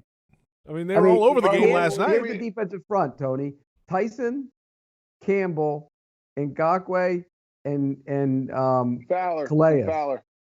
And Calais. Fowler. And then Fowler, you could play him wherever because I didn't have a lot of linebackers. But secondary would be Boye, Ramsey, Mike Hilton, Gibson, and Ronnie Harrison. Wow. Now, I can't remember. Now, there aren't a lot of linebackers that could play next to, I don't think you have a middle linebacker, if I can remember. I couldn't remember. I'm just doing this off the top of my head. But you'd have either probably Foles throwing to Allen Robinson, Alan Lazard, and Mercedes Lewis would be the tight end. And then the offensive line is troubling. You'd have Sam Young. Remember him? He was there for a while. Yeah. Right. Kelvin Beachum, and Wisniewski. There's 3. I couldn't think of 2 other ones, but I'm sure I was just doing this on the fly. Where's Austin Pastor right now? Is he around? Who? Austin Pastor? No, he's been gone for a while. Okay. No, but I'm sure we can find 2 offensive. What's your point, Pete? The point is there's a lot of really good. The point is there's a lot of really good ex-Jaguar players for whatever reason who are no longer on the roster. And granted, Dante Fowler was a bit of a problem when he was there. We know that. He never lived up to the hype when he was in Jacksonville. Good football player, not a great pass rusher. Was never worked. He got hurt. Remember, first training camp, he got hurt, or first practice, he got hurt. Right. And remember, he had some off-field stuff here as well. Correct. Jalen Ramsey, that was a deal they made. Should they have made it? Would you have made it? Do you still look back on it and say it was a good deal? Calais Campbell, because of money? Well, this team had money, and they didn't want to spend money on an older guy. I get it. And Ngakoue, they didn't want to pay him the money. But again, it goes back to what I'm saying. There are players, good football players out there that could have been on this team, and they chose to go in a different direction, and now this is why it's happening. And there are reasons why, Tony. I'm not saying there aren't reasons and weren't warranted reasons. Yeah, I think it's easy to go after the fact and say, this person could have been or not, or should have been, or, wrong direction was taken with that individual. But I think each of them has their own story too, that you could go in and dissect. And some are probably clear that maybe the move shouldn't have been, but some, I think we'd still end up saying right move to let them go. And I thought a lot of them were right moves when they made the move.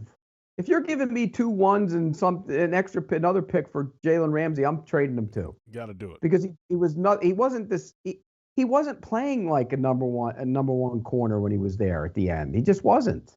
Good player, but let me ask you this. Did you ever think he was playing up to what he should have been for that team? Ever? Toward the end in 18. Oh, but yeah, the last couple, 19, you mean? Yeah, 18. 19. Yeah, but even 19.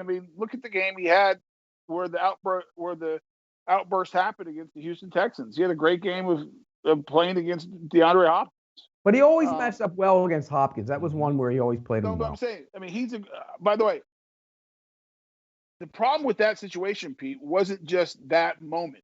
There was obviously a lot of buildup to get to that moment. Correct. And what you have to do is go back and analyze it. Could the organization done anything better to make sure the best player you had drafted in umpteen years was happy and wanted to be a part of your organization? And so at the end, yes, I would have traded him for the 2 2s. My question, and as close as we are to the organization, I'm not privy to everything. My question would be, did you dissect? Because I think this is critical. It's it's when changes happen, or you go through a process, or you go after a project, or you go do something. I think it's self-evaluation and kind of doing a retrospective is important. What happened that got you to that point where your best player doesn't want to be around you?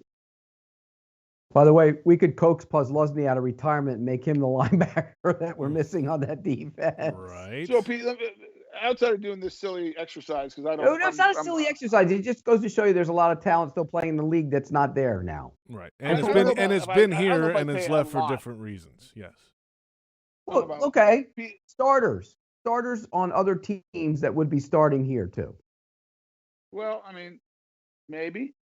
Yeah, maybe. I mean, they traded Ronnie Harrison. Okay, which one of the guys that I just named? They traded Ronnie Harrison because he wasn't playing at a starting caliber football. Correct. That's why they got rid of him.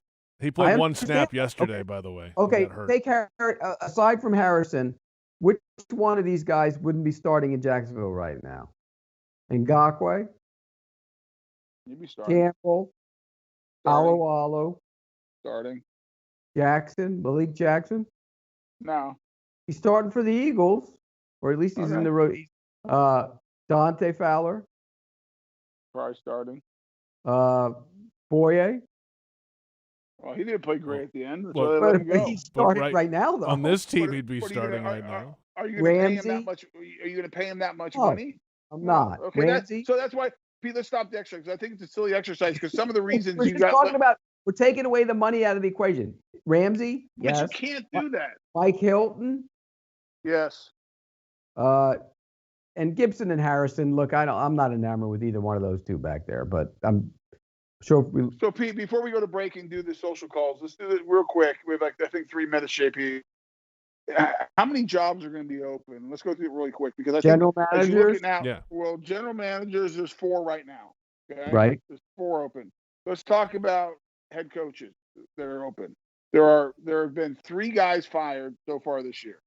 Right. Assuming that those 3 spots are either going to be filled by the guys that are in them, or they're going to be, which I don't think is the case. There's going to be new blood in those 3 jobs. How many other jobs, set Jacksonville aside for right now, are going to be open, because that's what you're competing for? And in my opinion, there's a finite of people who you really want to go after to be your head coach. And so if you look at it, and let's do it quickly, we'll go AFC East. The Jets are going to have a new guy, so that's 4. Jets. That's it there. That's so it there. The NFC East. Hold on, let's do this AFC first. AFC North. Pittsburgh, no. Baltimore, no. Cincinnati, no. Cleveland, no. Okay. All right, let's go to the West, AFC West. Chargers, I say yes. Maybe. I say yes. Denver, I don't think so anymore. No. Maybe. No. Kansas City, no. Oakland, no. So you're at 5. In the AFC South, Tennessee, no. Houston, we've already added. Indianapolis, no. Jacksonville, let's just do okay, you're at 6. No, it's 5. 5. Yeah, but without Jacksonville, it's 5. It's right. Still 5 without Jacksonville. So set them aside, because we might have to go after it. If you go in the NFC, Atlanta's already on the list. Carolina's a no. Tampa's a no. And New Orleans is a no. NFC East, I think Philly's going to have a new coach. Probably. That gives you 6. Giants, no. Redskins, no. Dallas, no. In the North, Chicago, I think we'll have a new coach. Yes. That's 7. Detroit is in there. Yeah, that's 8. No, I didn't put Detroit. I forgot. Oh, yeah, Detroit was in there. Sorry. Minnesota, no. And Minnesota, no. And that's it. Green Bay. So you're at Green Bay, no. You're at 7. And then the West, Arizona, no. Seattle, no. San Francisco, no. So that's 7 jobs that are most likely going to be open besides the Jaguars. So now you have to start thinking, if the Jaguars end up making a move, which we'll wait and see. I think you have to hire a GM and they'll make Stop it. They're going to make a move. Are there 8 head coaches you're enamored with that, or candidates that you're enamored with out there, Pete? Here, I'll give you a couple. Arthur Smith. Okay. Oh, that's interesting to me. Who's I would that? like to interview him. I Where don't know. from? Eric Bieniemy. Okay. Arthur Smith's at Tennessee, by the way. Thank you. He's done a great job. Robert Saleh. Former Jaguar assistant. Robert Saleh is going to be a head coach somewhere next year. That's a given. I thought Byron Leftwich maybe get interviewed, but now after what's happened this year, I think Brady's going to torpedo him, and that's the end of that. Yeah, I don't think he will. Joe Brady, but in the league and you hire 30, that's a big. He's gonna get interviewed. What about Staley, the defensive coordinator with the Rams? Done a good job. Early. I think it's too early. He's done a really good job. I'm not saying he hasn't. I'm just saying I think it's too early. This is his first year coordinating at any level. He was a linebacker coach last year. Yeah, I mean that's you're making the point. There aren't a lot of. My point is, there's it's not. I mean, you have to start looking around and start thinking. Okay, if there's 8 jobs open, McDaniels. Okay. He'll be in the mix again, but he never takes the job. He always backs out, right? Yeah, because he's waiting for Bill to give him the Patriot job. So, but McDaniels is a candidate. There's no question about that. Okay, fair. What about Matt Eberflus? I know nothing about him outside of Indy having a good defense this year. I've heard good things from people I talk to about him, but no idea. All right, we can continue. But you're right. There's going to be 7 or 8 jobs, and there might be 5 or 6 guys to fill them. Yeah, I'm just saying it's interesting. I mean, and that's why you have to get in front of this thing if you're the Jaguars, if that's the move you make, because it's going to be finite. There's going to be competitions for the guy you want. Now, then you have to start thinking outside the box. Is there a college coach you'd go after? Right. Is there a guy would you go make a run at Brian Kelly? What about Urban Meyer? Or Urban Meyer? Would you go make a run at one of those guys and empty the checkbook? Would you go and say, hey, we need a quarterback guy, so maybe I'll go try to lure Lincoln Riley out of Oklahoma because I'm drafting a young quarterback? I mean, those are the type of things you have to be thinking about, because as far as assistants that are hot, which is always dangerous because 25 to 50% of those are going to flame out and not have success because they can't make the jump from coordinator to head coach. And if we are struggling to name names right now, well, it's an interesting dilemma you find yourself in. You have to figure out who your next head coach is, and it's be competitive, and you got to get started ASAP. All right, let's take a timeout. Social questions are coming up, and the mailbox is full. We're back in a moment. It's Jaguars Happy Hour on the Jaguars Digital Network.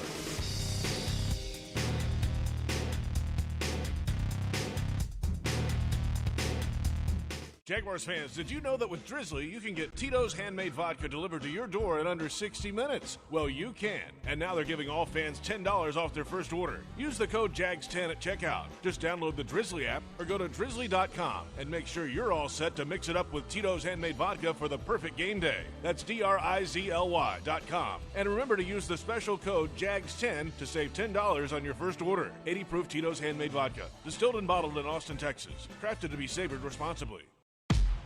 At most sandwich places, asking for more of something is just part of the drill. But what if you never had to ask for more? What if more was just a given? At Daly's, more is what our sandwiches are built on. More meat, more cheese, more veggies, more quality, more taste. All for a price that's anything but more. Sandwiches from Dash, made fresh. Daly's. Oi. Bonjour. Xin chào. Добрый день. كيف فينا نساعدكم? ¿Cómo te podemos ayudar? If you have an accident, the last thing you should have to worry about is a language barrier. That's why at Farah & Farah, we have a team as diverse as our clients. So no matter what language you speak, we'll fight for your voice. Farah & Farah, here for you. نحن هون للكل. Ici pour vous. Aquí para todos. Here for all. Jacksonville. Kessler Creative, proud partner of the Jacksonville Jaguars, has the large format printing services running in high gear, creating large banners for marketing events, full vehicle wraps. Learn how Kessler changes the game with print and direct mail innovation. From eye-catching restaurant menus to real estate yard signs and event displays, Kessler does it all. Kessler Creative, Jacksonville, Florida. Results-driven marketing and a proud partner of the Jacksonville Jaguars. Jaguars fans, let's tackle social injustice together on game days with Selfies for Change. Visit TIAABank.com/selfies for change to take a virtual selfie with a Jaguars player and unlock a $5 donation to the Jaguars Foundation to help fight social injustice. Share your photo on Instagram or Twitter using hashtag Selfies for Change so more fans can be part of the movement. Join us on game days at TIAABank.com/selfies for change. TIAA Bank is the official bank of the Jacksonville Jaguars. At Tropical Smoothie Cafe, one taste and you're feeling good now, smiling wider now, seeing brighter now, bucket dunking now, namasteing now, popping a wheelie now, living lighter now. You're on Tropic Time now. And on Mondays, try our Jaguars Duval Delight Smoothies for $2.99. And you're roaring louder now, end zone dancing now, sipping spirit now. You're on Tropic Time now at Tropical Smoothie Cafe.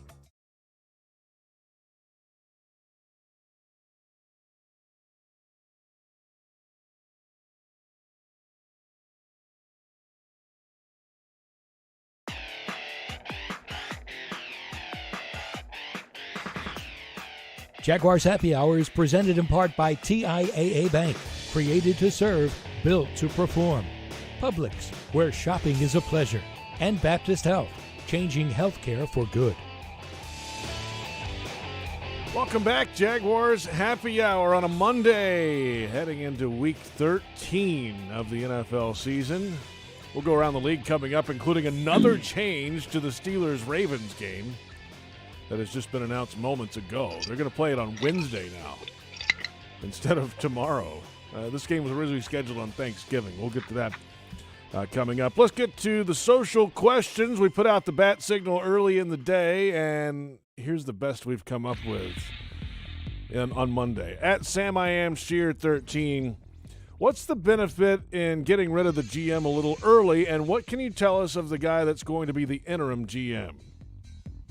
Well, we've gone over why. I mean, all show. I mean, get in front of it. You know, it's going to be competitive. We just talked through the openings on the head coaching side that are going to be there. We think there's 7 to 8 jobs that'll be open, and so it's going to be competitive there. And then the flip side of that is you want to get the GM in place, in my opinion, so that guy's picking your quarterback. And so to do that and to be ready to enter the sweepstakes for all these open jobs and trying to get your guy, you want to be ready right at the end of the season. So I think Shad Khan wanted to get in front of it. It was the right thing this time. And again, you're competing. You compete on the field. You're competing for guys to come in and take over that job. And I think it's an attractive job. I'm biased probably a little bit, but I do think it's an attractive job for a lot of reasons. No state income tax, big part of it. You got a ton of draft picks, tons of draft picks, draft capital, and cap room. You give somebody that, they should be able to turn that team around, particularly with one as number 2 overall pick. That means you're going to get a quarterback. That means you're going to get one of the 2 top quarterbacks in the draft. And you hope that that guy ends up being a franchise guy for a long time. But if you can't turn it around with what they have available in terms of draft capital and cap room, then you got a problem. And, by the way, you have an owner that's willing to spend and is somewhat patient to make this thing go the right way, Tony. Yeah, no, I agree with that. And the other part of the question was Trent Baalke is the intern GM. He was the GM at the 40. Yeah, he is. No, I'm saying he's not. If somebody asked if he's got. No, they were asking what type of guy is he? Who is he? He's a former guy, GM for the 49ers, was there when they made the Super Bowl runs, and now he's a personnel guy that was brought in this year. No, I don't think he's going to get the job either, Pete. Our next question, at Canes904, with a new GM comes a new coaching staff. Interested in who Pete and Tony would like to see get the job? Give me Joseph Brady from Carolina. Hashtag Pete for general manager. Ooh, that's a great hashtag. And Tony, don't worry, I'd hire you to be my assistant general manager if you wanted to. Make Tony do all the work. You're funny, Pete. I like that. You are funny. I'll still honor you every year with your Ring of Honor name up there and everything. Right. Don't worry about it. Great. Love it. We just went through some names.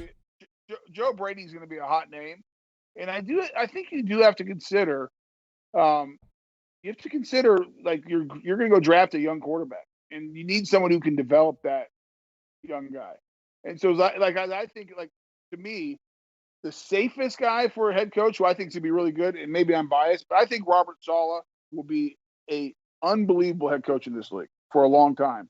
And you saw today the comments that Sherman came out and said about him, kind of giving him the endorsement as such a great coach. And you look what he's done with that defense. They're a top 5 defense with every player known to mankind being out. So I think he's a really good head coach. But the question is, if you were to interview Robert Saleh and you want him, like you're considering him for a head coach, the most important question, Pete, for him is, tell me your plan for a rookie quarterback. Tell me who's your offensive coordinator. Who's running your offense? Who's running the offense? And if you can't answer that, then this isn't the right job. Now, if he can answer it, I think I'm with you. I think Robert Saleh is going to be a hell of a head coach. But is the sell in Jacksonville tougher because he's from the Gus Bradley tree? From a perception standpoint, yes, I think that's right. But he's really from the Shanahan tree now. If you look at it from a coordinator, him being a coordinator. And so if you look at it from that standpoint, it's really Shanahan. And I think he's learned a lot from that. You look at his defense, similar principles, but completely different styles at the end of the day. And I think highly of Gus. So he didn't work out as head coach, but you ask people around the league, one of the best coordinators in the NFL on the defense side of the ball. So I think from a perception standpoint, Pete, because that's what people know.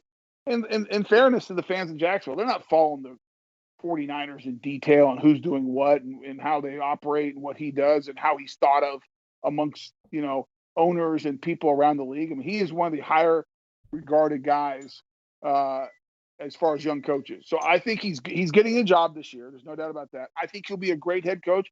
But yes, first question is, what's your offensive plan? Because because we're drafting a quarterback, and you better have a detailed plan of who it is, who's going to be running that side of the ball. And then the second thing, I think you'd have to have an honest conversation both internally and maybe even with him if you wanted to interview him. Is this the best job for you because of some of the uphill battle you're going to face from day one from a perception standpoint? Arthur Smith is another name. Done a great job with Tannehill, done a great job with that offense. They're creative. They have big play guys. And he would be a guy that he'd be on the radar. And I think he should be on the radar. You talk about drafting a young quarterback. I think he could develop a young quarterback and would come up with a system to cater to that young quarterback. So plus, you might not have to pay him as much. He's rich already. His dad owns FedEx. Is that how it works? You can't say in one breath we have an owner who doesn't care about he'll spend the money, and then you say part of the parameters hiring head coaches you don't have to pay him as much. That's a joke because and I always say it. He's the richest assistant coach in the league because his dad owns FedEx, and there is actually a link there.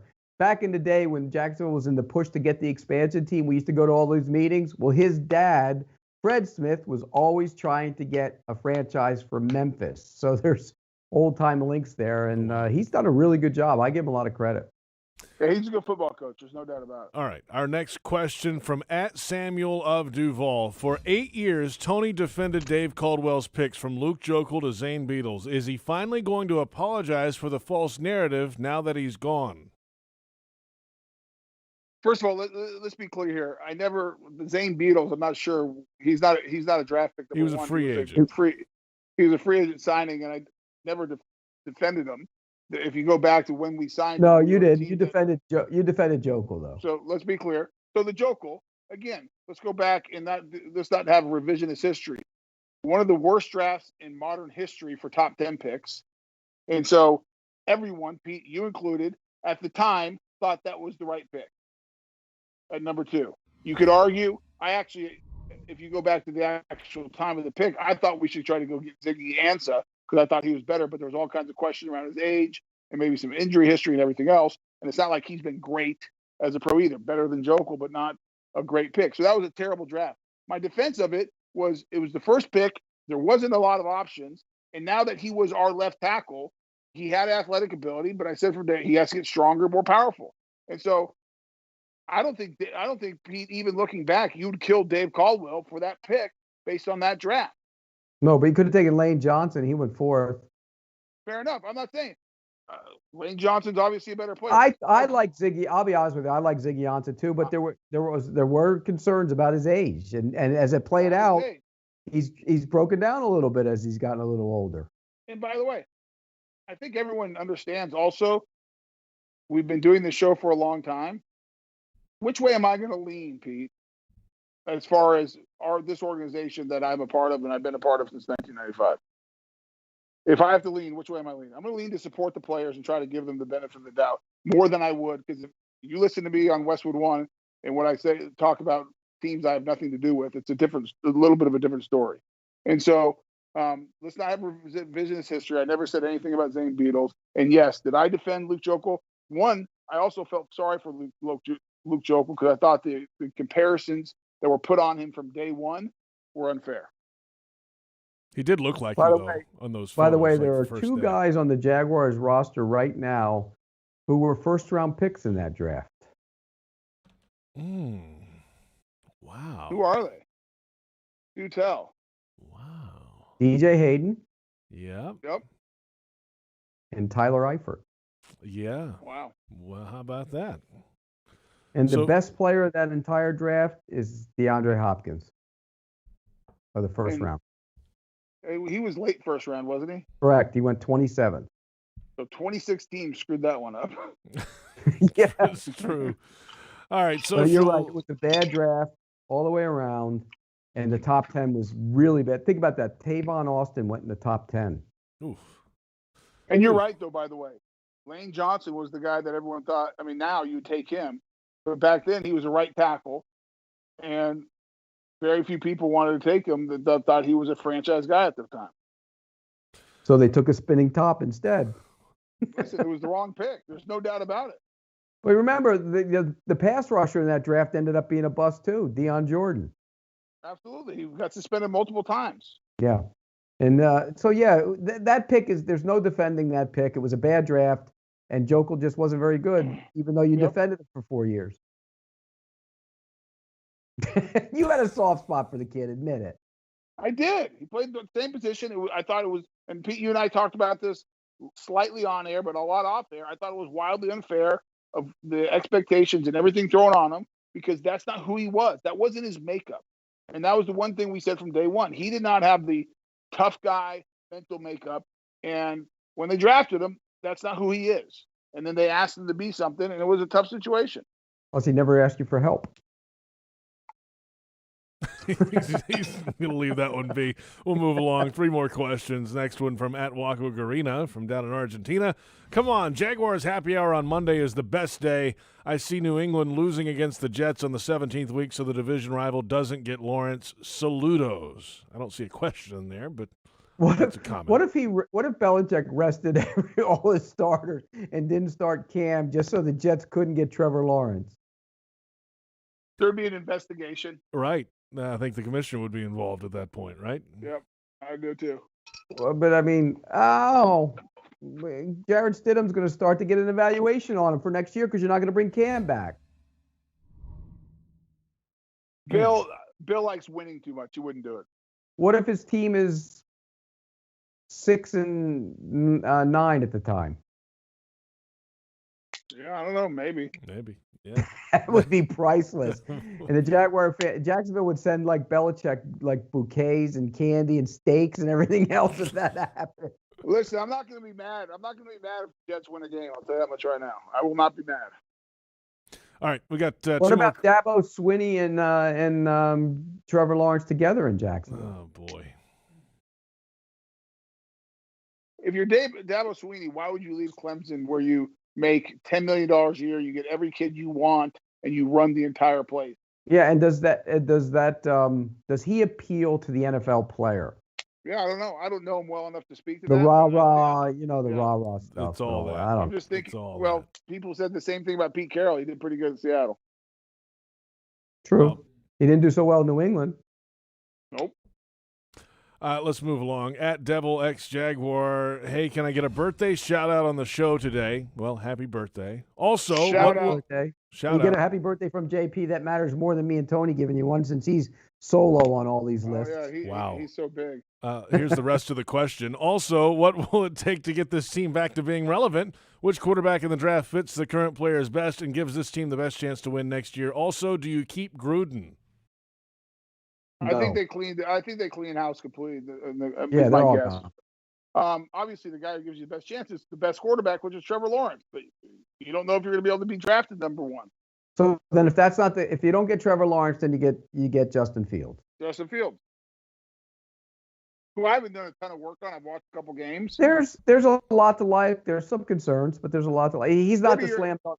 He's not the slam dunk guy that Trevor. What are Lawrence. your concerns, Pete? He sometimes locks on. I think and I haven't done a ton of work on him either. Just in the games I've watched, I think he sometimes locks on a little bit. Yeah. A lot of work to be done. That's one thing, whether you have the first pick or second pick, you're going to do a ton of work on both those guys. What would you give up to go? What would you, if you got the chance to go to one? What would you give up to go up there? Well, Pete, I think that goes back. You have to do all the work first because you have to kind of figure out what's the delta between Lawrence and Fields. How big a delta? And once you determine that, then that tells you how much you're willing to give up to move up. Right. Was there like the delta between Burrow and Herbert? A lot of people thought it was big, and it clearly isn't. It's not. It's not that big. And so you would have been foolish to trade up a bunch. Not that maybe Burrow's a little bit better, but would you give up everything to move up? Put them all in the same. Put Lawrence, Burrow, and Herbert in the basket right now. Which one are you taking first? Rank them 1, 2, and 3. Well, you're assuming Herbert. I mean, that Burrow's healthy. Right. I would probably go Lawrence 1, Burrow 2, and Herbert 3. Boy, but you could make a case for going one direction. Yeah. Oh, I almost went Lawrence, Herbert, Burrow. I would go Lawrence, Herbert, Burrow. No, I might go Lawrence, Burrow, Herbert. That's what I just said. So you're basically following me. Thank you. No. All right. You'll be an outstanding. You like Tua more than all of them anyway. So no, I did not. I never liked Tua. You'll be a good assistant. Yeah. Our final question at Hodari11. I wish the best for Dave Caldwell. He left the Jags with a lot of young, promising talent and high future draft picks. What are the rules on hiring a GM? Does the Rooney Rule apply, and can they hire someone like Mike Borgonzi right away? Pete? The Rooney Rule applies and after the season. Yep.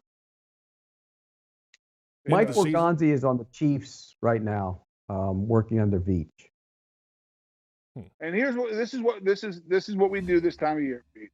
It's like, okay, which teams are successful, and let's go just like you think whoever just tweeted that has any idea who Mike Borgonzi is or what he does or what his skill set is? Can he lead? Can he do? I mean, we have no idea. You don't. I mean, you cover it daily. You don't know. Now you can make some phone calls and find out and get a sense of it. But you're also going to be talking to guys that know him. Are going to tell you, probably on the more positive side. But this is what we do. And this is why you see a lot of failures, in my opinion, Pete, because we stack rank these guys based on what they've done in a role that is not the role you're hiring them for. And because a team or a system has success, it's assumed they'll have success. We see it at GMs and we see it at coaches. And we've seen it just list all the Belichick guys who have failed. And everyone hires them because they think they're getting Bill Belichick. And by the way, the biggest mistake those guys make is they try to be Bill Belichick where they go. And so that's where you see a lot of failures in this league in the hiring of head coaches and GMs because it's hard. And I'm not saying the owners don't know what they're doing or anything, but it's hard. It's a hard thing to evaluate somebody who you're hiring to do a job that they've never done. And you're trying to discern, do they have the skill set to lead? Because that's the most important quality. I did send out some text to guys I know and checked on a few guys, and I don't know Arthur Smith. I just don't. So I wanted to see what kind of guy he was. And the guys I asked, he checked the box. He works his butt off. He's a good football coach. He loves it. And a guy who's entitled, you're born into that. You might be entitled. None of that. Zero. And Ryan Cowden is another name because they're going to be package deals. Think about it that way, Tony. If you hired general manager, he's likely going to bring his own guy in. So Ryan Cowden's a name that's been mentioned to me from Tennessee. If he was hired, he would hire like somebody like Arthur Smith or Adam Peters, who's in San Francisco. He would bring in Robert Saleh. That package, you got to look for the package deals, I think, in those kind of scenarios. All right, guys, that's it for social questions Thank you for answering the call today on Twitter. We're back in a moment. We'll get the not-so-powerful draft order and touch on the AFC South a little later around the league as well. We're down the home stretch on Jaguars Happy Hour on the Jaguars Digital Network.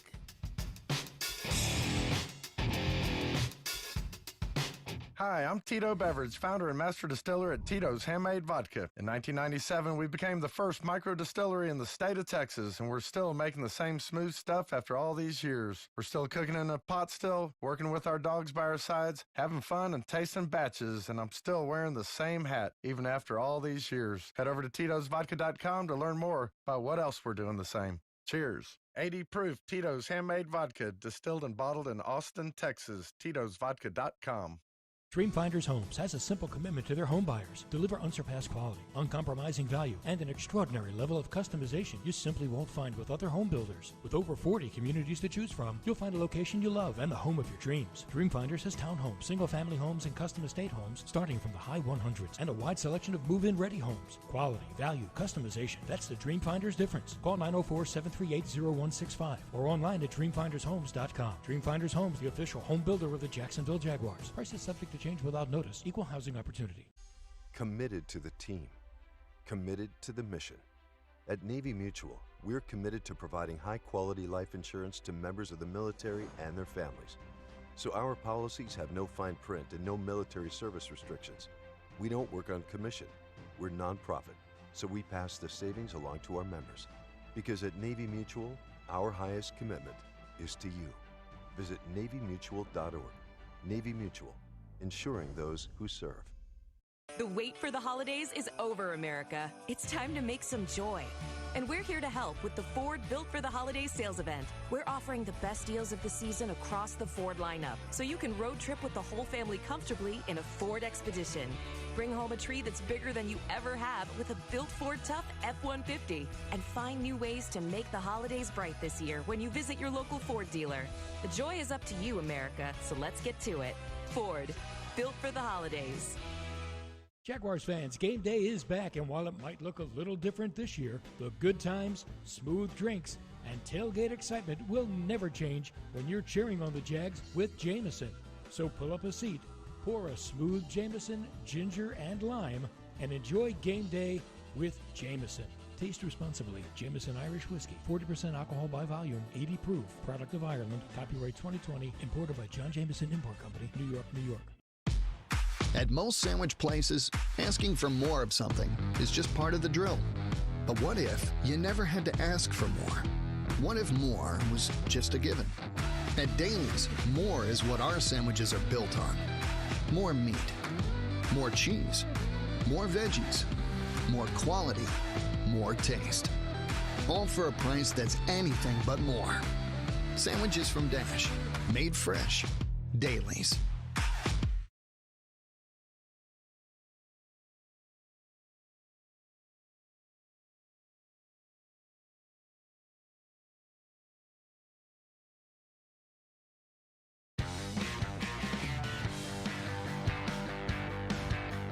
Jaguars Happy Hour is presented in part by Dreamfinders Homes. Homes that fit your lifestyle. Next Grill, everyone's invited. And Adecco. Visit AdeccoUSA.com. Welcome back. Jaguars Happy Hour on this Monday, the day after the Jaguars lost to the Browns. JP Shadrick, Pete Prisco, Tony Boselli, glad you're along with us. This is normally the time of the show where we go through the AFC South power rankings, but I'm going to go ahead and make an executive decision that we'll just show the standings. That's what they are, right? Is that agreement? Yeah. Right. Yes. That's what they are. The Titans won. Well, who's in first place? The Titans. Titans. Even though they split. Yeah, they have a better record, Pete. That's usually how it works. Did you watch the game yesterday? They destroyed. I mean, come on. Come on. See, there you have it. Tennessee, Indy, Houston, Jacksonville. I don't think that, well, maybe the top could change. Who knows down the last month. But there you have it. That's the AFC South power rankings. I saved us 5 minutes there. Let's get now to the not-so-powerful rankings for draft order. The Jaguars are officially eliminated from postseason contention. I know you were holding out hope, Tony. So we can start talking draft a little more now. Let's start with 25, and that's where the Rams are. That's where the Jaguars would pick.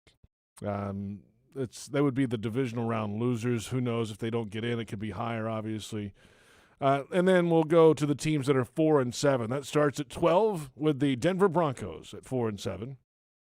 The Texans would have the 11th pick. They would give it to the Dolphins, though, 4-7. Falcons, 4-7, would pick 10th. At number 9, the Detroit Lions. At number 8, the Washington Football Team. At number 7, the Philadelphia Eagles at 3-6-1. At number 6, the Carolina Panthers at 4-8. At number 5, the Los Angeles Chargers at 3-8. Number 4, the Dallas Cowboys at 3-8. Number 3, the Cincinnati Bengals at 2-8-1. Number 2, the Jaguars at 1-10 with a 555 strength of schedule. And the New York Jets at 0-11 with a 589 strength of schedule currently. Those are your not-so-powerful draft rankings. Pete? You know what, JP? You look at around the teams around the Jaguars, and most of those teams don't need quarterback. Bengals, Cowboys, Chargers, Panthers? Panthers are the one. They're the one, but the rest of those don't need quarterback. Right? Well, the Panthers. Here's the if you win 2 games, that puts you. Let's say everyone else loses every game except for you, and you win 2 games, so it gets you 3 wins. The only team you'll fall behind is the Bengals, because they have the tie, and the Bengals aren't going to draft a quarterback. But that's where all of a sudden you have to worry about someone trading up into that number 2 spot. Right. Like the Carolina Panthers. So at that point, unless you evaluate the kid from BYU or some other quarterback out there as good enough to take it 3 that you have confidence in, you're going to have to give up some draft capital to get to number 2. Don't worry. Need not worry one bit. There is not going to be another victory happening in Jacksonville this year. So don't worry about it. I'm not sure, man. They've been close, You said Pete. Cleveland. You said Cleveland. No, I said Minnesota, too. They're not beating Minnesota at Minnesota. So where's the other one come? Where's the possibility come from? Week 17. Baltimore might have like 80 guys out with COVID by the time we play them. Yeah, so by that time they'll run through it and they'll be immune to it, so they'll be fine. Okay, Go ahead. Where else? And then you have Indy. Tennessee at home. They're not beating Tennessee. Colts, last game of the year, if they need it, they're not winning there. No. So Tony, don't worry about it. They'll have the number 2 pick, maybe number 1. Well, the Bengals aren't losing. They're not winning. They're not winning any more games. No, not with that. Not with Brandon Allen. By the way, we could pencil him maybe in as a backup on that team. By the way, Ogbuehi, he's another one we could put on the line. Shadrick Ogbuehi. How do you say it, Tony? Ogbuehi. That's the first time. It's the first time Pete has ever gotten the guy's name right. What was his other name, Pete? I've said Stiff before. Got that right. So there you have it, the not-so-powerful draft order. Let's come back. We'll go around the league, hit all the games in Week 12, and wrap it up. Monday Night Football coming up as well. It's Jaguars Happy Hour on the Jaguars Digital Network.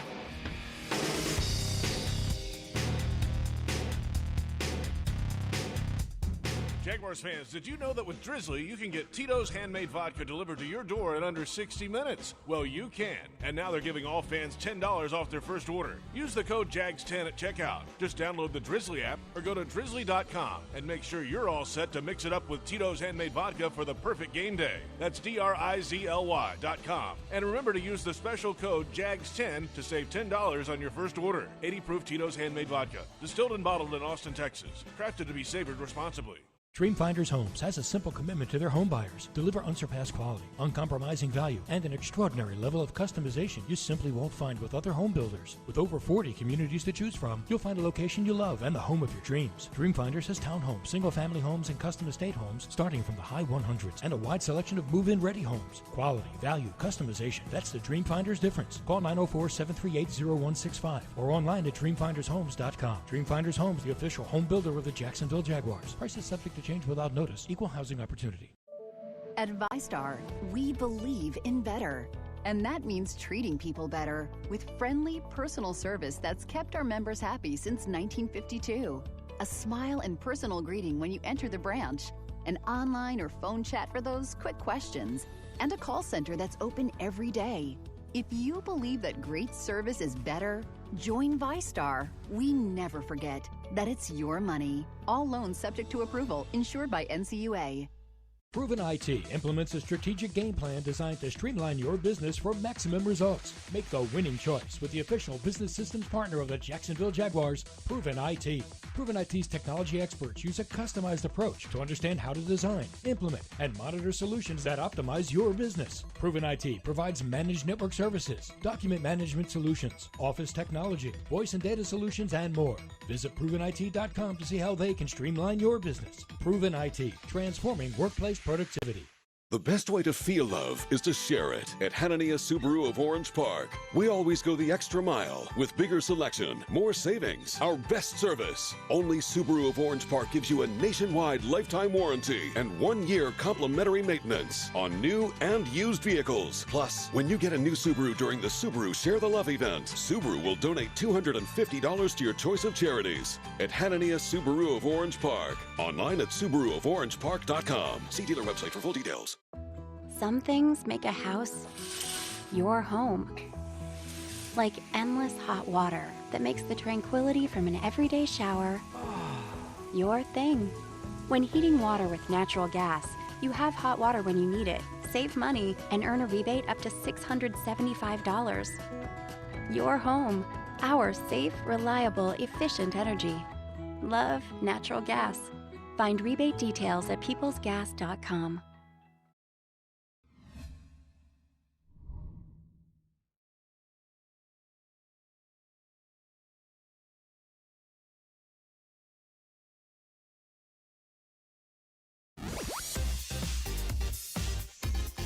Welcome back, Jaguars Happy Hour on a Monday. JP Shadrick, Pete Prisco, Tony Boselli. Glad you're along with us today. And let's go around the National Football League and some news that has broken over the last little bit here during the second hour of the show. More changes to Steelers-Ravens. It was scheduled Thanksgiving night. It was going to be scheduled on Monday. It got moved to Tuesday. Well, now it's been moved to Wednesday. And the next week's Steelers game against Washington has been moved back to Monday night. So a lot of changes. All the COVID world is going through the Ravens football team right now, Pete, and it's a lot going on for Baltimore. All these changes trying to get, obviously, a very important football game in. Well, at least they have a quarterback who can play, unlike the Denver Broncos on Sunday. Right. I mean, look, we're at week 12 and there hasn't been a game canceled. That speaks to the NFL and it speaks to what the players have done so far to make this a reality. And let's hope it continues. And let's hope that. But Pete, Pete. The only reason the game hasn't been canceled is because they had bye weeks to play with. And they moved them.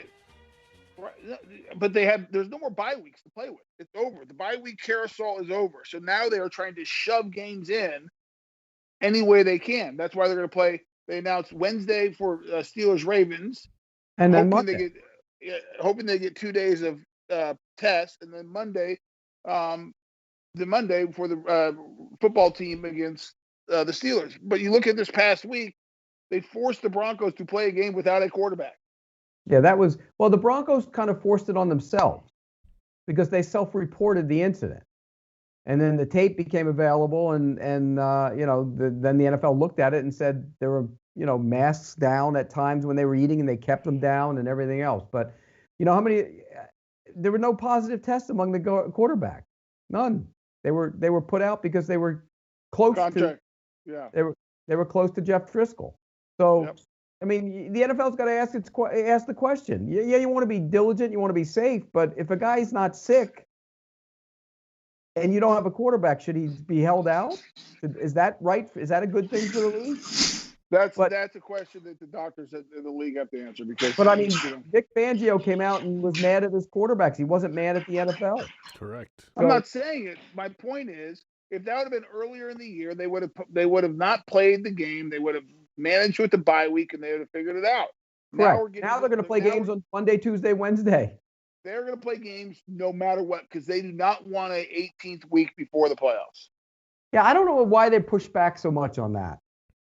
Well, the bigger issue for me is, what are they going to do when they get in the playoffs? Because the vaccine's not going to be meaningful by the time the playoffs get here. COVID's not disappearing before the playoffs. It's going to be the heart of winter in most of these places where people are inside all the time.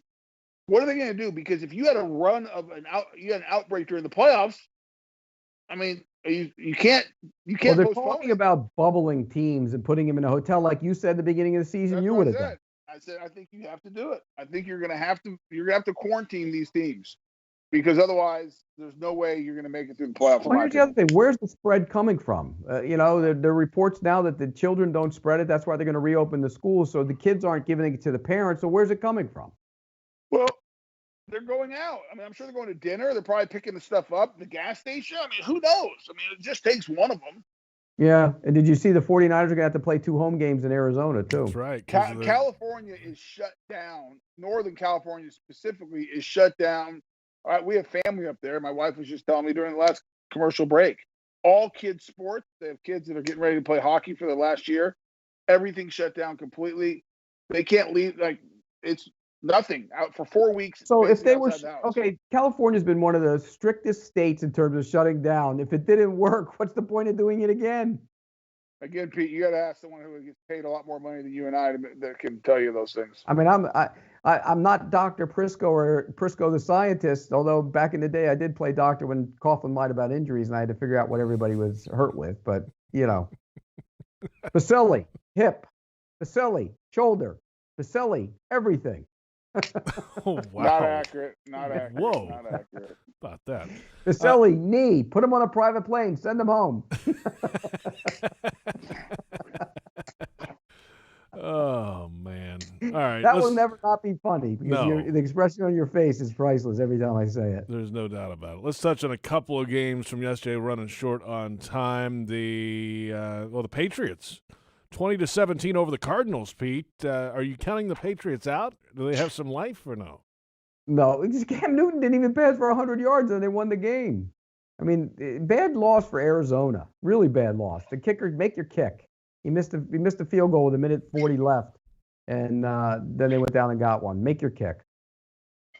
How about the Broncos yesterday without the quarterbacks? Kid has to go in there. I think he was like 1 for 7 or something passing. That game set quarterbacking back to the Tebow era. I mean, it was so bad. It was awful. I felt bad for Hinton. He went in there. He never played quarterback. He didn't even get any snaps with any reps. They didn't even know who he was. But Taysom Hill can't pass either. All the Taysom Hill hype is way out of control. He stinks too. How about the Chiefs and the Buccaneers? The Chiefs had a big lead. Bucs came back, got within 3, had some things going in the fourth quarter, but the Chiefs hold on. Tommy's not happy. He doesn't look happy. He looks miserable. Is the beef real between him and Arians, or is this media makeup?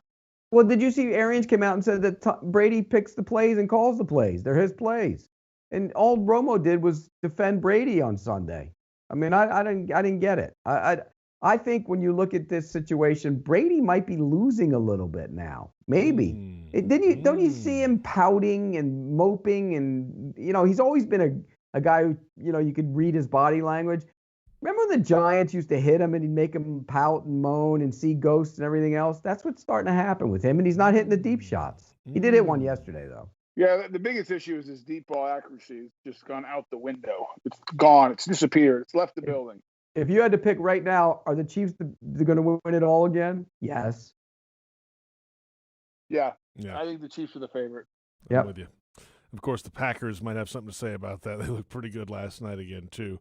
Yeah, I don't think they played against the Bears, who were just awful. I know. Awful offensively. I know. Yeah, but the Bears' defense is pretty good, and they carved them to shreds last night. That's going to be a tough offense to stop in the playoffs. Time for Monday Night Football. It's a battle of the birds in the city of brotherly love, and tonight in South Philly, Carson Wentz and the Philadelphia Eagles could vault in the first place in the NFC East with a win over Russell Wilson and the suddenly human Seattle Seahawks. Who you got tonight in Philadelphia? It might be Jalen Hurts. I got the Seahawks. I got the Seahawks. It might be Jalen Hurts, Pete, and not Wentz.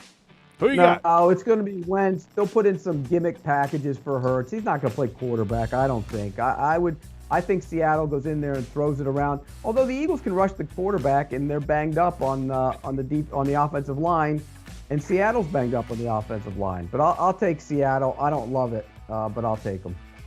Yeah, I'll take the better quarterback. I'll take Russell Wilson. I think he plays a little bit better, doesn't throw it to the wrong color jersey as much tonight as he has the last few weeks.